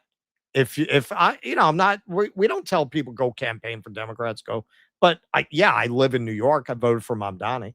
Like if you lived in Michigan, you just wouldn't vote for El Sayed over Rogers. Like at that point, I'm sorry, you don't really give a shit about Gaza. You just like to talk about it at that point. Like, yeah, man, I don't like voting for Democrats either, but I like genocide less. So I'm going to do what I can. And that's all of the above. I don't even forget about the majority of your activity should be voting. I don't even think 10% of your political activity should be voting. But should it be 0%? I guess that's really what I disagree with. Nance the Rock. Is Russ doing private walk tours of New York? He is for you with donations like that. Damn right. Thank you for that. Thank you. Okay, so this is July was okay. So I came back from Asia and I was shell shocked. Then I had Jimmy's show. No sooner did I stop being shell shocked. I'm probably still shell shocked from Asia. Then I had Jimmy's show all through July. Now I am going to be getting my shit together for my Russ on the Road channel. I haven't posted in a couple weeks, the longest I haven't posted since I started it, partly because I'm marshaling my resources for like what that channel is going to look like for the foreseeable future. And part of it is going to be doing those walking tours, both for people who want to come in person and for subscribers on the stream. So stay tuned. If you're not subscribed to Russ on the Road, subscribe. I will have an announcement soon once I figure out what I can feasibly commit to on a consistent basis. But I'm planning on making that part of the mix. Yang. What if you want to end the proxy war on Russia? Sayed's not your candidate then. I would argue that you vote for him on the genocide in Gaza and you apply pressure, as you did, to get candidates who are voting against the genocide in Gaza, or well, hopefully will. How did you do that? You put pressure on candidates, right? So you pressure them on the Ukraine war. So that would be my answer to that. Also, don't forget, look, I agree. He's not your guy. I have a piece on him as part. I'm doing a Ukraine segment next, and I make a point to put his recent comments about that in there. So yeah, I mean, this is one other thing where I say, yeah, no, he's not your guy.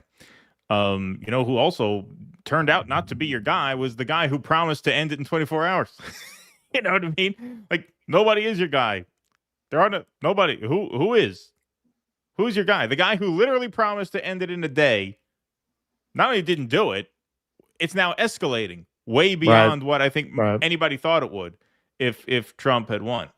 So that's a situation where there once again, like, there is no solution from within the American system, which is fine if you want to just check out of it. Like, that's a respectable thing to do, is to just not address. Tune in, turn on, drop out, man.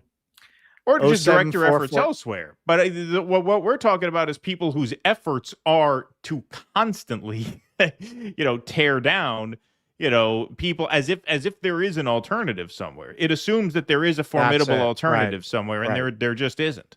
Right. There just isn't. And you say, well, help build one. Okay, but that's not happening in this site. That's not happening in 2 months. So at that point, what is the efficacy of boycotting the election in 2 months? Right. Like, what is it? Explain it. 0744 Pete, keeping Tish as commissioner frightens people. Don't care what he says. His actions say aggressive police state. Oh yeah. No, it's terrifying here. We've got stormtroopers running down the street in riot gear. It's a terror. Look, man, this is I think I saw this on. Was this on Brianna's show?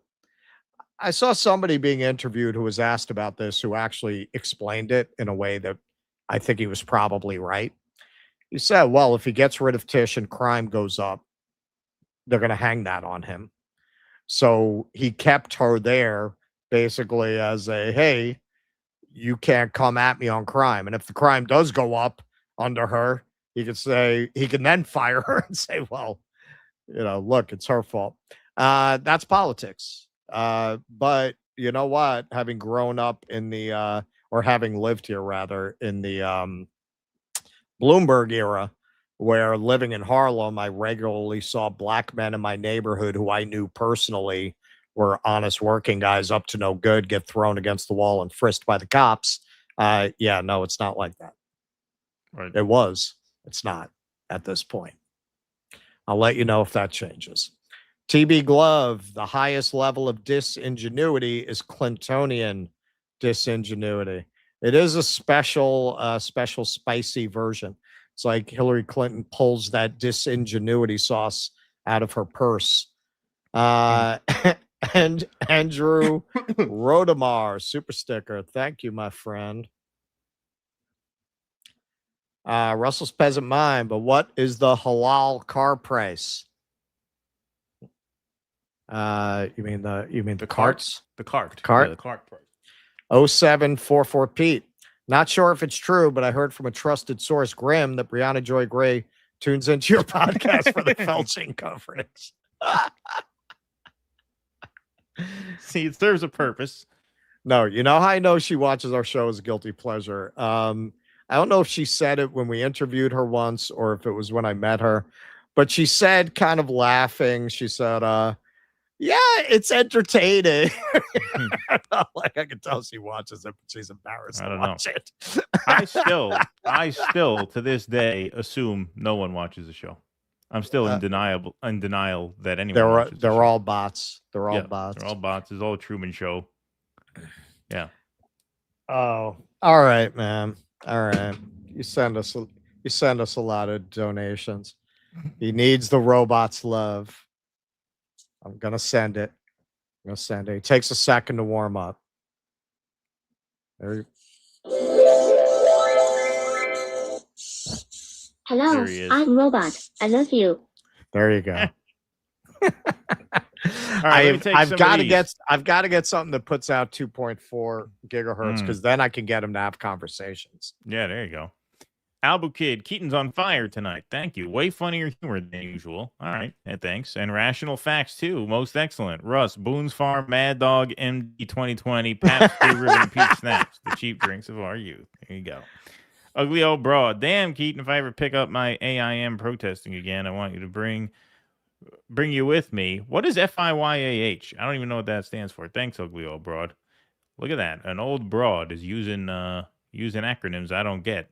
OMG, Spicy Keaton is hilarious. And the thought of Russell sitting like Ted Kaczynski with his typewriter and Keaton shit is cracking me up. Welcome to Iceland. I mean, fuck Israel. Thank you for real, Queen. P. Walker, there was a big controversy up here in Canada when the federal government clearly overpaid for Voice of Fire. Canadians at the time made so much fun of it. Thank you, P. Walker. Vienticus, Russell's not going to the bathroom. He's going to make some modern art. That's good. Cool Blue, Russell and/or Keaton, your thoughts on Thomas Kincaid? I'm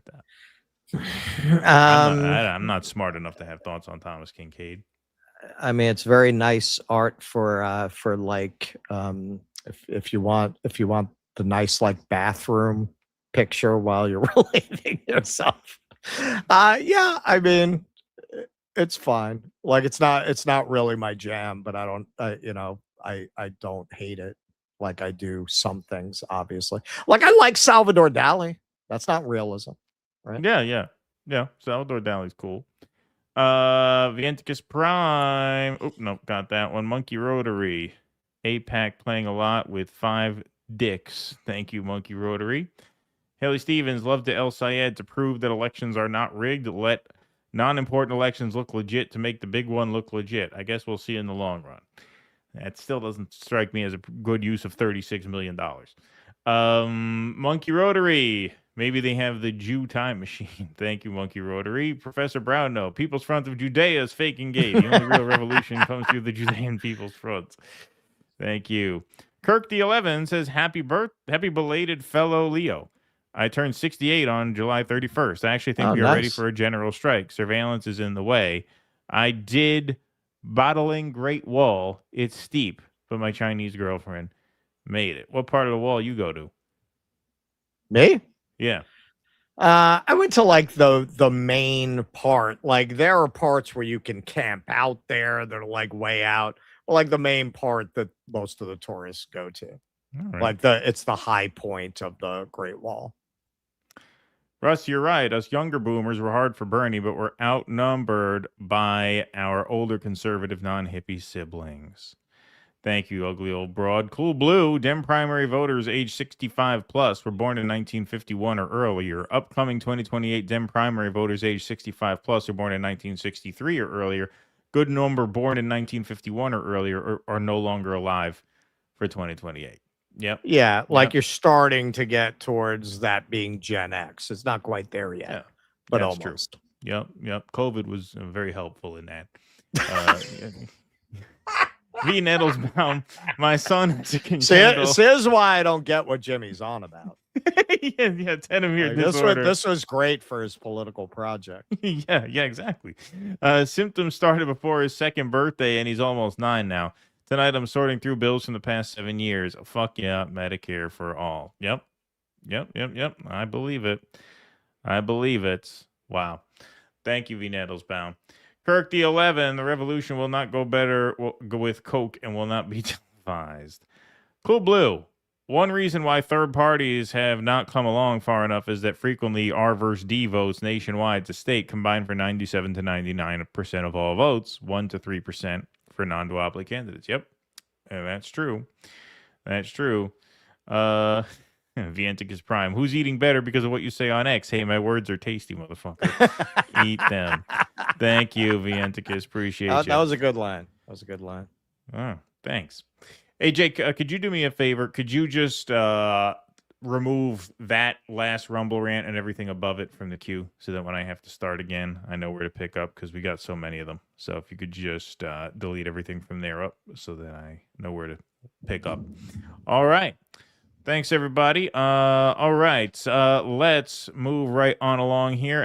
Actually, before we do, let's do a quick word from Rumble Wallet. So how much control, do you have over your money today? Because technology is changing the economy and it's even changing the way people manage their money. And Rumble Wallet takes all the complexity of the new economy and makes it simple. So when you sign up for Rumble Wallet, you can choose Bitcoin, dollar-backed stablecoins, or even digital gold backed by real gold. It's super simple. It connects with MoonPay, so you can use your credit card, your debit card, or your bank and be up and running in minutes. And once you're set up, you can support your favorite Rumble creators like us directly. Some of you guys are using that Rumble wallet to send us Rumble rants, which is awesome.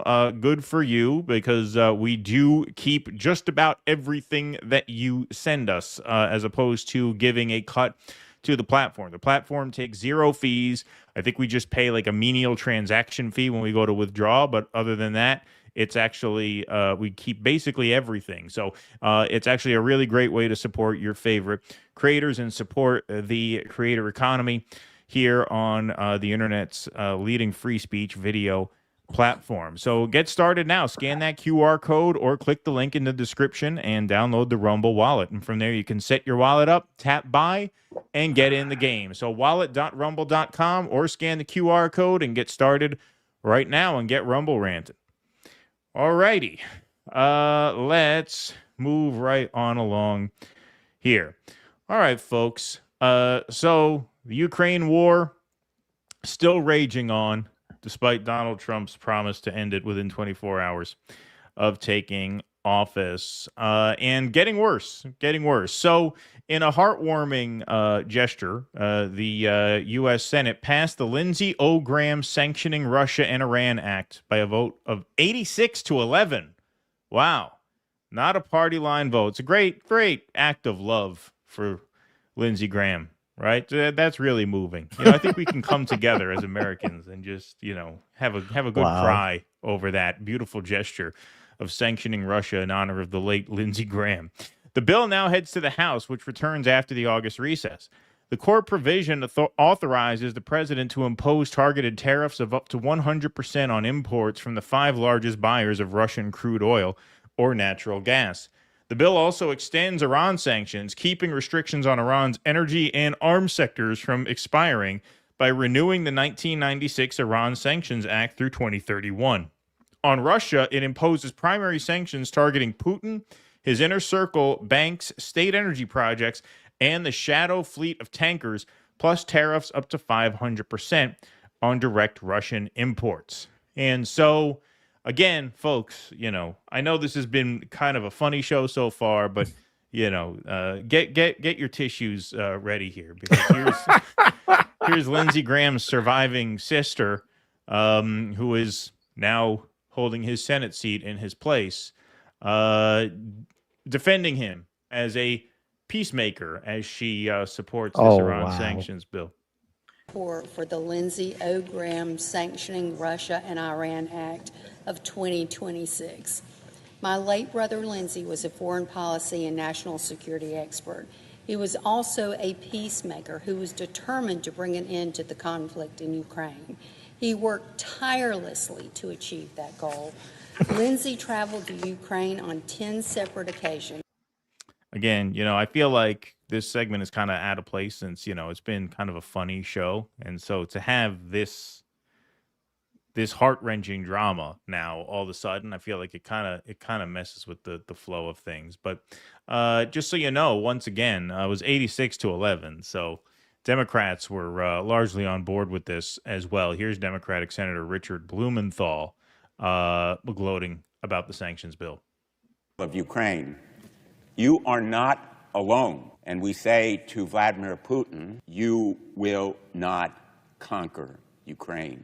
You will not defeat this free, brave people who are turning the tide against your bloodthirsty aggression. It will impose scorching sanctions on the Russia war machine and the shadow fleet that sustains it. It will prevent critical resources from flowing to the Kremlin's coffers. It will authorize the president to impose duties and penalties on the largest purchasers of Russian crude oil and natural gas, punishing the profiteers for buying discounted energy products and pushing them to decrease purchases. It is a powerful deterrent against complicity in Putin's illegal war. It will help us end the war. The goal is peace, and we cannot stand idly as a young democratic nation desperately fights for its survival against a murderous dictator.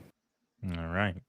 Well, it's not just the old timers like Richard Blumenthal. It's the young bucks as well, the young progressives as well, the aspiring senator to be from Michigan, Abdul El Sayed, when asked about his support for Ukraine. Now, you just got a slight aside here, but the stupidity of this question is just embarrassing from Kristen Welker.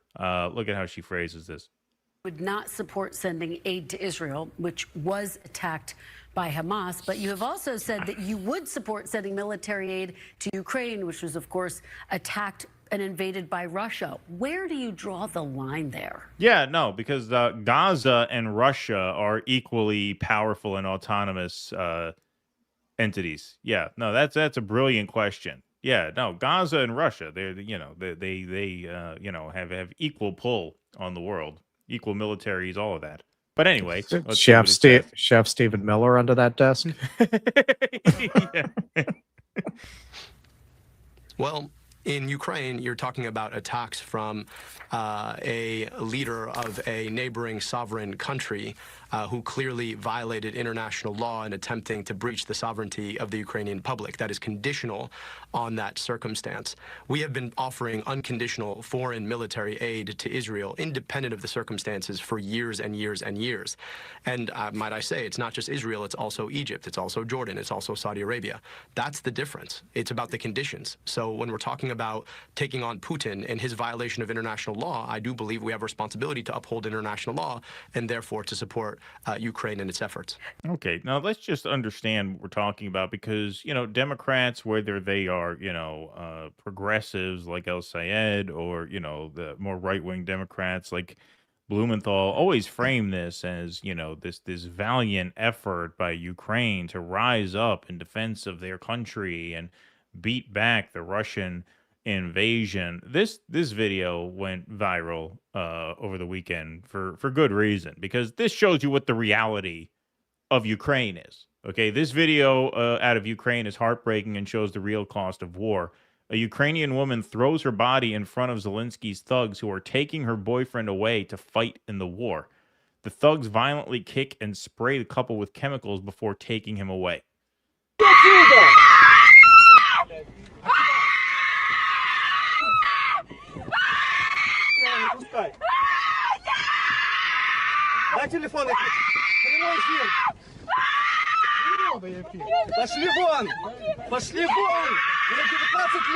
So this is what you're supporting when you're supporting Ukraine. Like, this guy's being dragged away. There's a reason she's so desperate to hold on to him, because he's going to go die. The guy's being run into a meat grinder. He's going to go to the front lines and he's going to die for a war that should never have been waged.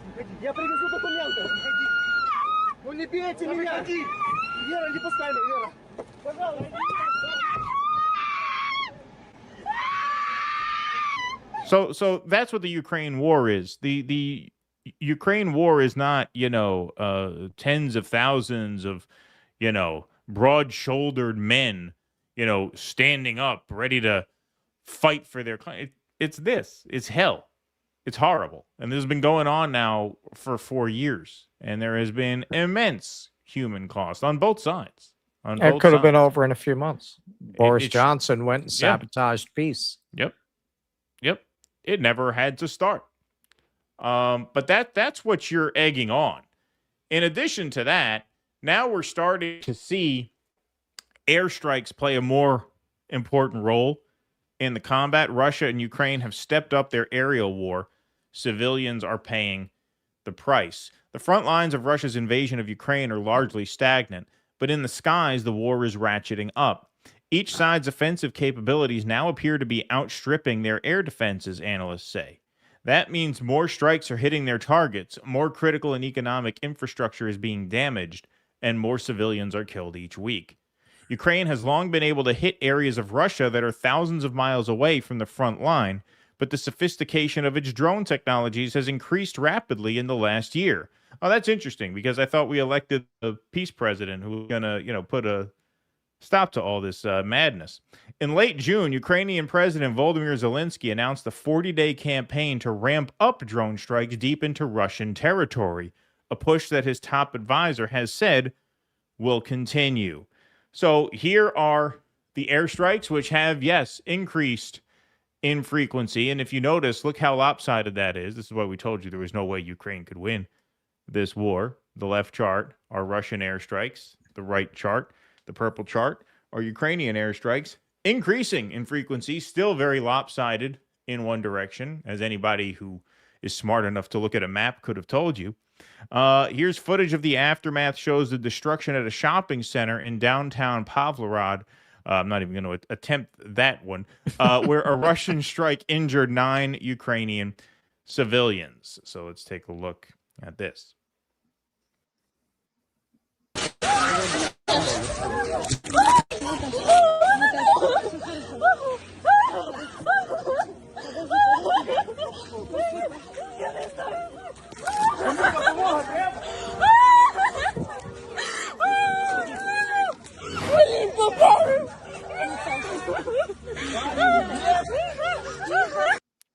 Pretty horrible stuff. The analysts also noted an increase in attacks targeting the Russian economy more broadly, such as strikes on the warehouses of Russia's largest online retailer, Wildberries. The Ukrainian government has said the facilities are legitimate military targets because the company supplies Russia's frontline troops. Well, that is a very liberal interpretation of what constitutes a legitimate military target. By that definition, anything can be a military target. Any utility could be a military target because the army uses the same utilities as the civilian population, right? But in retaliation for strikes on the Wildberries warehouses, Lord Bebo tweets here, warehouse war continues, some stores without food. Russian military reacts to Ukrainian attacks on Wildberries warehouses by retaliating against Ukrainian dual-use warehouses. The relentless strikes lead to food shortages in multiple Ukrainian food chains. So there's music here. I'm going to mute this just in case they nail us for it. But these are some of the shelves in some of the Ukrainian supermarkets. Not much food to be found. I hope they sell a lot of $20 burritos in Kiev and people have money saved up because, markets are starting to look pretty bare. This is starting to take, a more extreme toll on civilians in both Russia and Ukraine day by day by day. Russia and Ukraine exchange overnight strikes that leave 7 dead, many injured. That broke this morning. The New York Post picked up on that AP reporting. You see some photos here from inside Ukraine. Now, this one here, Angelica Shalagina says, as someone living in Kiev, I'm begging you, please help us stop this. Almost every night, Russia strikes Kiev with ballistic missiles, hitting civilians' homes and warehouses. We can't stop these missiles because we don't have enough Patriot systems. People are dying. Please don't look away. Share what's happening in Ukraine.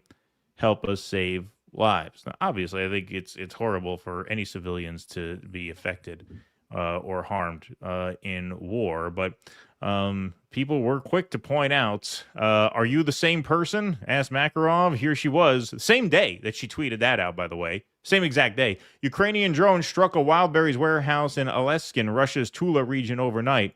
One of the company's largest distribution centers, covering 194,500 square meters, is now engulfed in a massive fire with the fire emoji. You know what? Moscow is burning. Fire, fire. This oil refinery provides about 70% of Moscow and the region's gasoline needs. Good morning from Ukraine. Same person. Same person. And Garland Nixon tweets, the life of a NATO proxy is hell. They set you up for destruction. There is no way out at this point. You're an expendable asset. Nothing more. And here is Zelensky himself promising a response from us to every Russian strike. The war will be increasingly felt at home in Russia. Operation against Russian oil refining continues, which is very tangible for them. The only reason this is going on is Russia's unwillingness to end the war. So I'll try and translate as best I can here using the captions. I also spoke with Commander-in-Chief about the defense, about our responses to Russia. They're completely fair answers. There will be our response to every Russian strike. The Russian war will be increasingly felt at home in Russia. I thank the armed forces and the security service of Ukraine today. The operation against Russian oil refining continues. This is very tangible for them. There were also defeats of Russian air defense systems and radar stations. And there were our responses to Russian infrastructure in the Azov and Black Sea regions. The only reason this is still going on is Russia's unwillingness to end this war.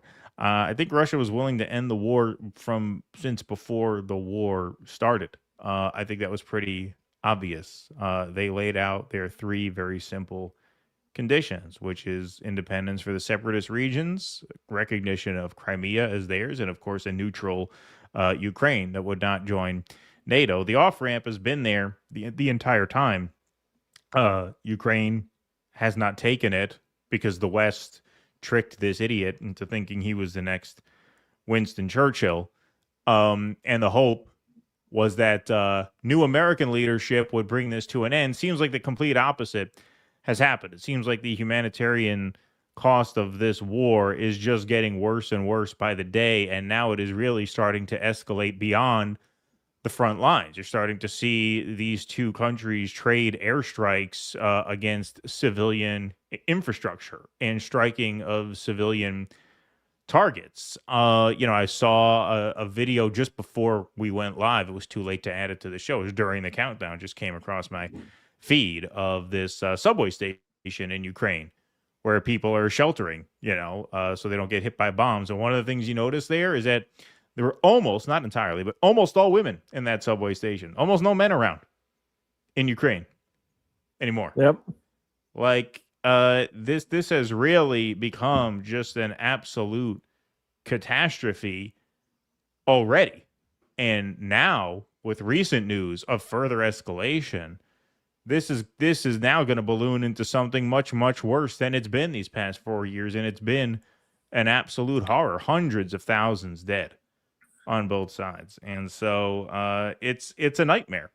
It's a nightmare. And so when you see people in the Western media talk about the heroic effort of the Ukrainians, that is putting a romantic face on an absolutely hellish situation, which is husbands, boyfriends, fathers, brothers being dragged to the front lines to be fed through a meat grinder.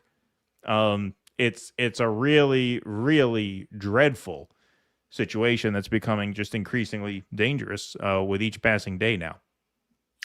Yeah, well, it was Kissinger who said to be a enemy of the United States is dangerous, to be a friend is fatal. Right. Yeah, there's a good example. This war, not only did it not have to happen, it could have ended shortly after it started. That was sabotaged, as Boris Johnson was the envoy for the West, who went and told Zelensky not to take the deal that was on the table with Russia that they were going to agree to. That was only a few months into it. Because the West sees it as to their advantage to keep this going. They get it on both ends. They keep Russia on the back heel. And they want to go in with, the shock doctrine, crisis capitalism. When this is all over, Western companies are going to make a fortune rebuilding Ukraine. Oh, yeah. And they're going to move their financial services people in, and they're just going to rape the whole country and own it as a colony when this is all over. They make it on both ends. The idea that this is some kind of a heroic battle for democracy in a country that was rated the most corrupt country in Europe before the war started is absolutely absurd. It's all just geopolitical power games. It is disheartening that you do get so many who will speak out against Gaza, who won't speak out against this. Obviously, it's a more complicated situation. And I would argue there has not been such a unified effort to push that as there has been with Gaza. You haven't seen these kinds of mass, constant protests against the war in Ukraine as you have with Gaza. So, I mean, case in point, that pressure's not there. If that pressure had been there, yeah, I think you'd see more candidates running on that. But there just isn't that. I think people don't have as much of a handle on it. All of the Victoria Nuland 2014 Maidan coup, it's just not as commonly known. Sure, people have become pretty educated on Israel, certainly more than they ever have been in history. In the history of Israel, more people understand what went into the creation of Israel than ever have before. Most people still don't understand the machinations that led to this conflict, and that's why they see it as Ukraine as the plucky underdog fighting against this rapacious invader, instead of Ukraine is a proxy for Western interests that's been maneuvered into a war that it never had to be in. Right. Exactly. All right. Jake, you want to put the scroll up? All right. So, hey, if you like what we do here and you want to help us do more of it, you can do so by becoming a member. DoDissidents.com/Patreon/Substack. We are going to start this week. Got an interview planned Tuesday that'll hit our Substack. Maybe we'll do an early release for paid members, and then we will release it all at once for everybody in about a week. That's the way I'm looking to do some of these interviews. If you sign up to become a member, you get your name up in lights here on the scroll, call in access to all of our Q&As. Tonight is Sunday, so we will be going to Q&A after the conclusion of the show. Film Club with our friends at Right Brain TV and some filmmaker showcases. We're going to start adding that to the Film Club as well. I have one almost nailed down for the end of this month that I'm really excited about. I'll be able to more formally announce that probably for Thursday's show, but that's going to be really fun. And then we do our monthly extended show with a post-game and Q&A. So we try our best to make it as worthwhile as we can for you all. You are the backbone of the show. We thank you, of course, for your support. All right, you want to take some chats? Hey, Excuse me. All right, so this is what we'll do. We'll bang out the Burger King one. It'll be quick. The Elon one, I was thinking about building on that and taking another pass at our friend Daryl there with his, right, so we'll do Judas that next statue take, and we'll do it next time. We'll right. combine those into how they're trying to brand the Nazis communists or whatever the fuck. All the anti-communist propaganda. Tusker, speaking of communists, Tusker, 100% Russ, the burn it all down left has the same philosophical bent as the permanent revolution left. All right, so that's from a commie, guys. See, she's with me. We didn't say it. We didn't say it. Russell's peasant mind. I'm the Uncle Leo left. I like this guy.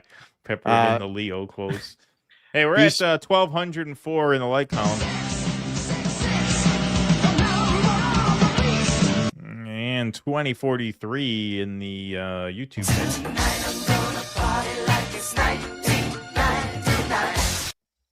I mean, we were over 2112. Oh, that's right, because we had that. Oh, yeah. We were at 2112. Yeah.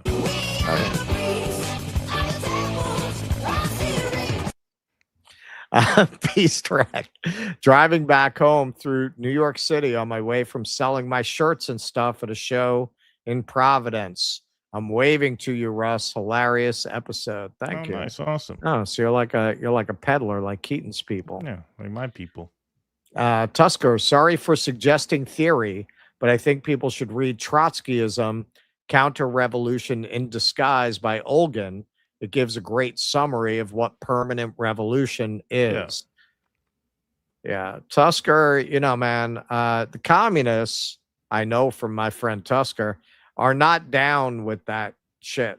They're not, I mean, my view is much closer to a typical communist view. Like, you need a disciplined revolutionary movement, which is not what we have on X.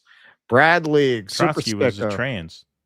He was the first one to introduce himself by his pronouns. Benjamin Stepper. Yeah. Leon My Trotsky. name, he, him. Yeah. He, him. That was why the Mexicans killed him.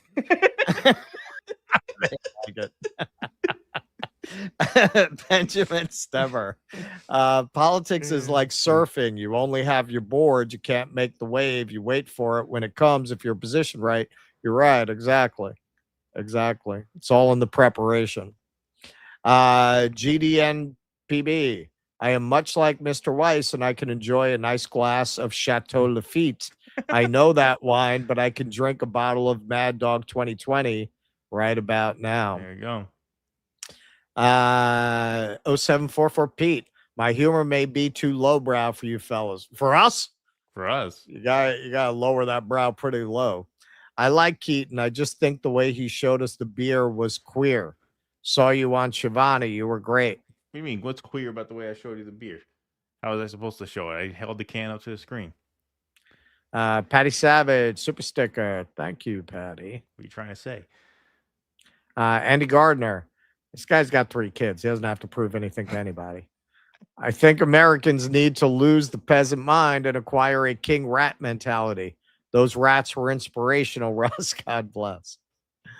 And Jeffrey Dougherty, would you have knitted us or Alim forever on his guess? Well, clearly I have no idea who they are, so I can't answer that. Yeah, I have no idea. Given that I can't pronounce it, I don't know who you're talking about.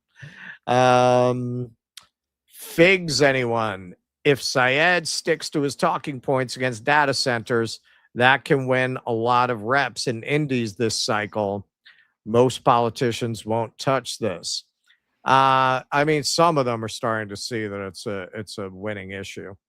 Race Car K, hey, chicken and ranch pizza, man, it's the best.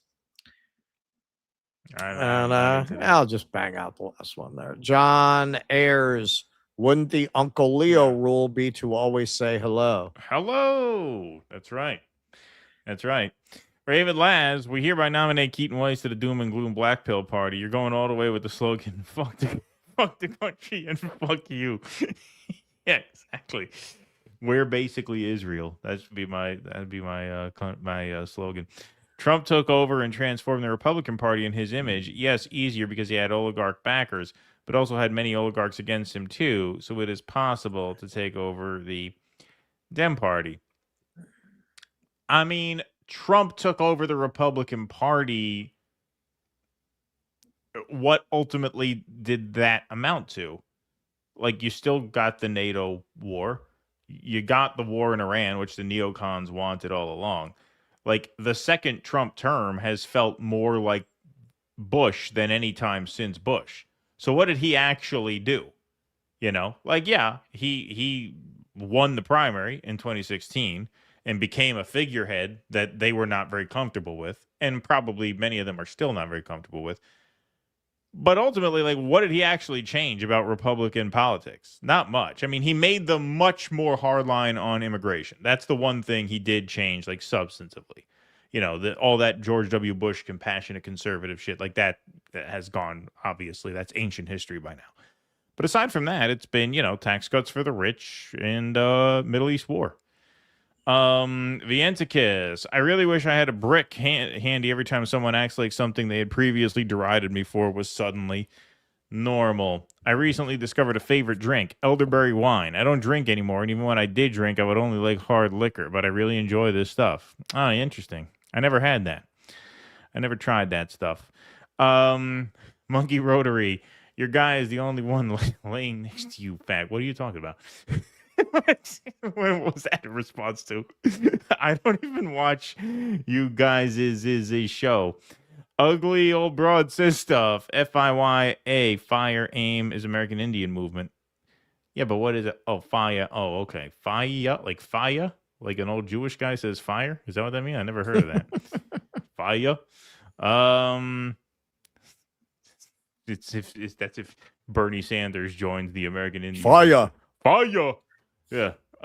P.W. Walker, keep in mind that $36 million was directed to connected overpaid election czars and fattening media revenues. The money didn't disappear. Well, no, there's always a graph there. The person in the green pants opening the door is way more interesting than listening to Miss Lindsay's sister prattle on. Thank you, VN to Kiss. All right, we'll do one more. And then we're going to go to Rumble for the Q&A. All right, last call for alcohol. Look, I want to leave you on a white pill note. So this is the heartwarming story of a Burger King worker who dared to shout "Free Palestine." This is Dahlia Kurtz here, Zionist Dahlia Kurtz. I'm sure he picked it up from the Hebrew and the Star of David. Hi, Burger King. Rami Feinstein was just ordering food for his family. One of your employees, Ariana, asks him where he's from. He says Israel. She responds, "Free Palestine." So, Burger King, are you safe for Jews? Because Ariana harassing Jews doesn't give that vibe. And she includes the address of the Burger King. So here's the video shot by the guy. Here at Burger King, and an employee in Burger King just said "Free Palestine" to me. Ariana, what did you say to me? What did you say to me, Ariana? Free Palestine. Okay, Ariana. Because I was just ordering food for my family, this woman looks at me and she says, "Where are you from?" I said, "I'm from Israel." And then she says, "Free Palestine." And I said, "What does that have to do with anything? We came here to order food." But she insisted, "Free Palestine." Wait, say it again.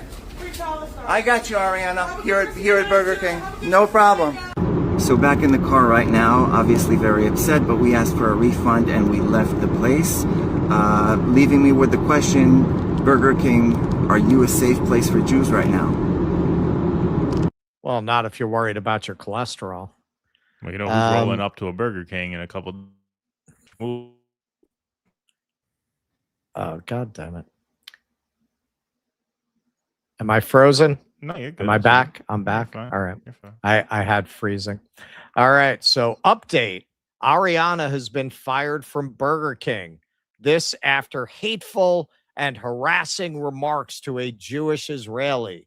Speak up always. You know, the guy says he's from Israel, but is he from Israel? Because he sounds like he's from Israel by way of Pennsylvania. Doesn't really sound like he's from Israel. Burger King employee, this is from Suppressed News. Burger King employee who got fired after saying free Palestine to an Israeli says the truth. So here she is telling her side of the story. What did you say to me? What did you say to me, Ariana? What did free Palestine? Okay. Okay, Ariana. Hello, everybody. My name is Ariana Hamilton. I am the person from this video. First is my side of the story. I'm going to keep it real short and simple.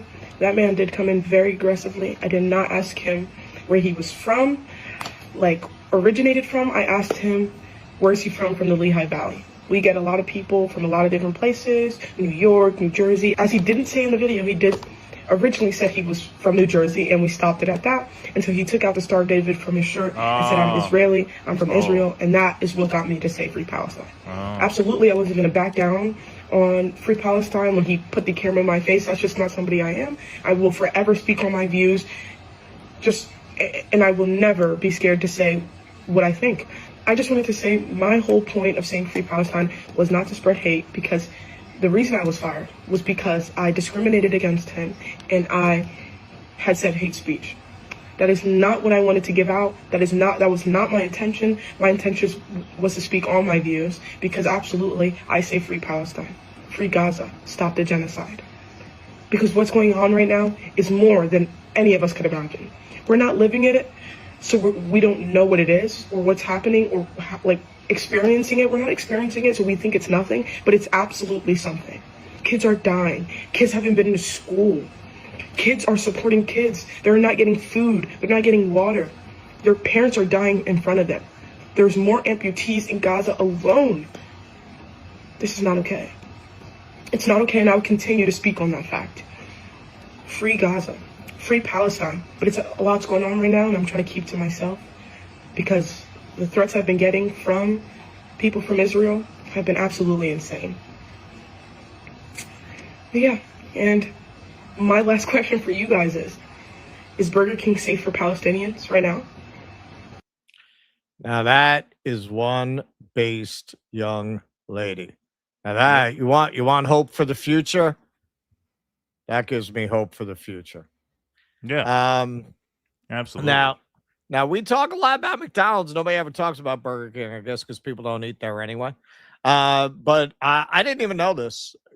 It doesn't come up in my life. I didn't eat there like most people, but Burger King was on the boycott list already. This is last verified in 2025. Same thing as McDonald's. Burger King supports IDF by providing free food and drinks to Israeli militants. Same thing that McDonald's does. Now, McDonald's, I didn't eat it often. I would usually maybe twice a year, want that comfort food of the shit you ate when you were 10. So it wasn't a big thing, but but Burger King, I haven't eaten at a Burger King. I couldn't tell you the last time. But if you do eat at a Burger King, stop. AIP, this is the American Independence Project. Zionist cancel culture must end. It is anti-American. Ariana, reach out to us and we will help you find new employment. I don't know if she's going to need that right now. Just when you thought that fundraising campaigns were only for meth-addicted racist white women, boom. Boom. It's not just for crack whore, prostitute, racists anymore. Or caramel squeezing bitches. Caramel squeezing bitches. This was at the time that I was preparing the segment this afternoon. You go, girl. 229,485 raised. Takes a village, baby. Takes a village. Kerry Burgess. So the Israeli who thought it would be good to get a black girl working minimum wage in Burger King fired for saying free Palestine has ended up getting her a cool $250,000 so far and will end up costing Burger King millions as people, including me, boycott it. Oh, and everybody, that girl that got fired at Burger King for saying free Palestine, yeah, she done raised over $133,000. And we still boycotting Burger King. Boom. Boom. So there's an uplifting story, man. You want to see community, you want to see solidarity. There you go, man. And God bless that woman. Seems like she should have a bright future ahead of her. I don't know if she was in college. Honestly, it didn't seem like she was somebody for whom Burger King was going to be her final destination anyway. Seemed like a very bright young lady. And I hope that she has a great life, man. We should get her on the show. I was going to say, get that girl a co-host when you go to California. I was going to say, get that girl a podcast. She should just be a podcaster. That's all. Get her a podcast. There you go. But yeah, man, that's amazing because we have had a long string of drug addict, racist, white women, prostitutes getting all this money. It's nice to see one of the good guys have the community come in and help them out. And hey, that's very brave. If you're, I get the impression you're working in a Burger King, you don't have a lot of resources, and those Israelis are psychopaths, man. Like to take that kind of stand, you know you're being filmed, and to say it again and not back down. And yeah, man, I'm sure they've been making her life hell, but I'm glad she has some resources now to improve her situation. That's a heartwarming story. Yes. God bless America. God bless America. They call that the reverse Shiloh. Yeah. Reverse Shiloh. Yeah, it's funny. Like he, the way he told the story, so manipulative. Like if you watch his version of events, employee in Burger King just said free Palestine to me. Ariana, what did you say to me? What did you say to me? If you watch how he presents it, I'll show you. Okay, Ariana. Because I was just ordering food for my family, this woman looks at me and she says, "Where are you from?" See, so the way he tells it, he makes it look like she saw his Star of David and antagonized him. Where are you from? Right? He makes it look like, oh, she must have seen I had my Star of David on, so she asked where I'm from, suspecting I'm from Israel, so she could taunt me. Whereas, according to her, that's not how things went down. And I'm sorry we weren't there, but we've been doing this long enough to know who to believe. 99.9% of the time, something goes this way. It's not the Israeli who is telling the truth. So I think that's a safe assumption at this point. Because it doesn't make sense. Like, why, if you're working a job, like why would you go out of your way to fucking to taunt somebody? Like, what is in it for you to do that? Yeah, right. Yeah. So her version of events seems much more plausible. So yeah, good for her, and good for the people who donated to her. All right, let's take some last chats and rants before we close the lights on this stream here. DudeDissidents.com/Rumble to hang out with us for the Q&A after the show. Russell has an intermission for us tonight. Yeah, this is a particularly funny intermission. Yep, there we go. So everybody is welcome to join and chat along. Patrons, paid members are welcome to call in, and that'll get started in just a few minutes.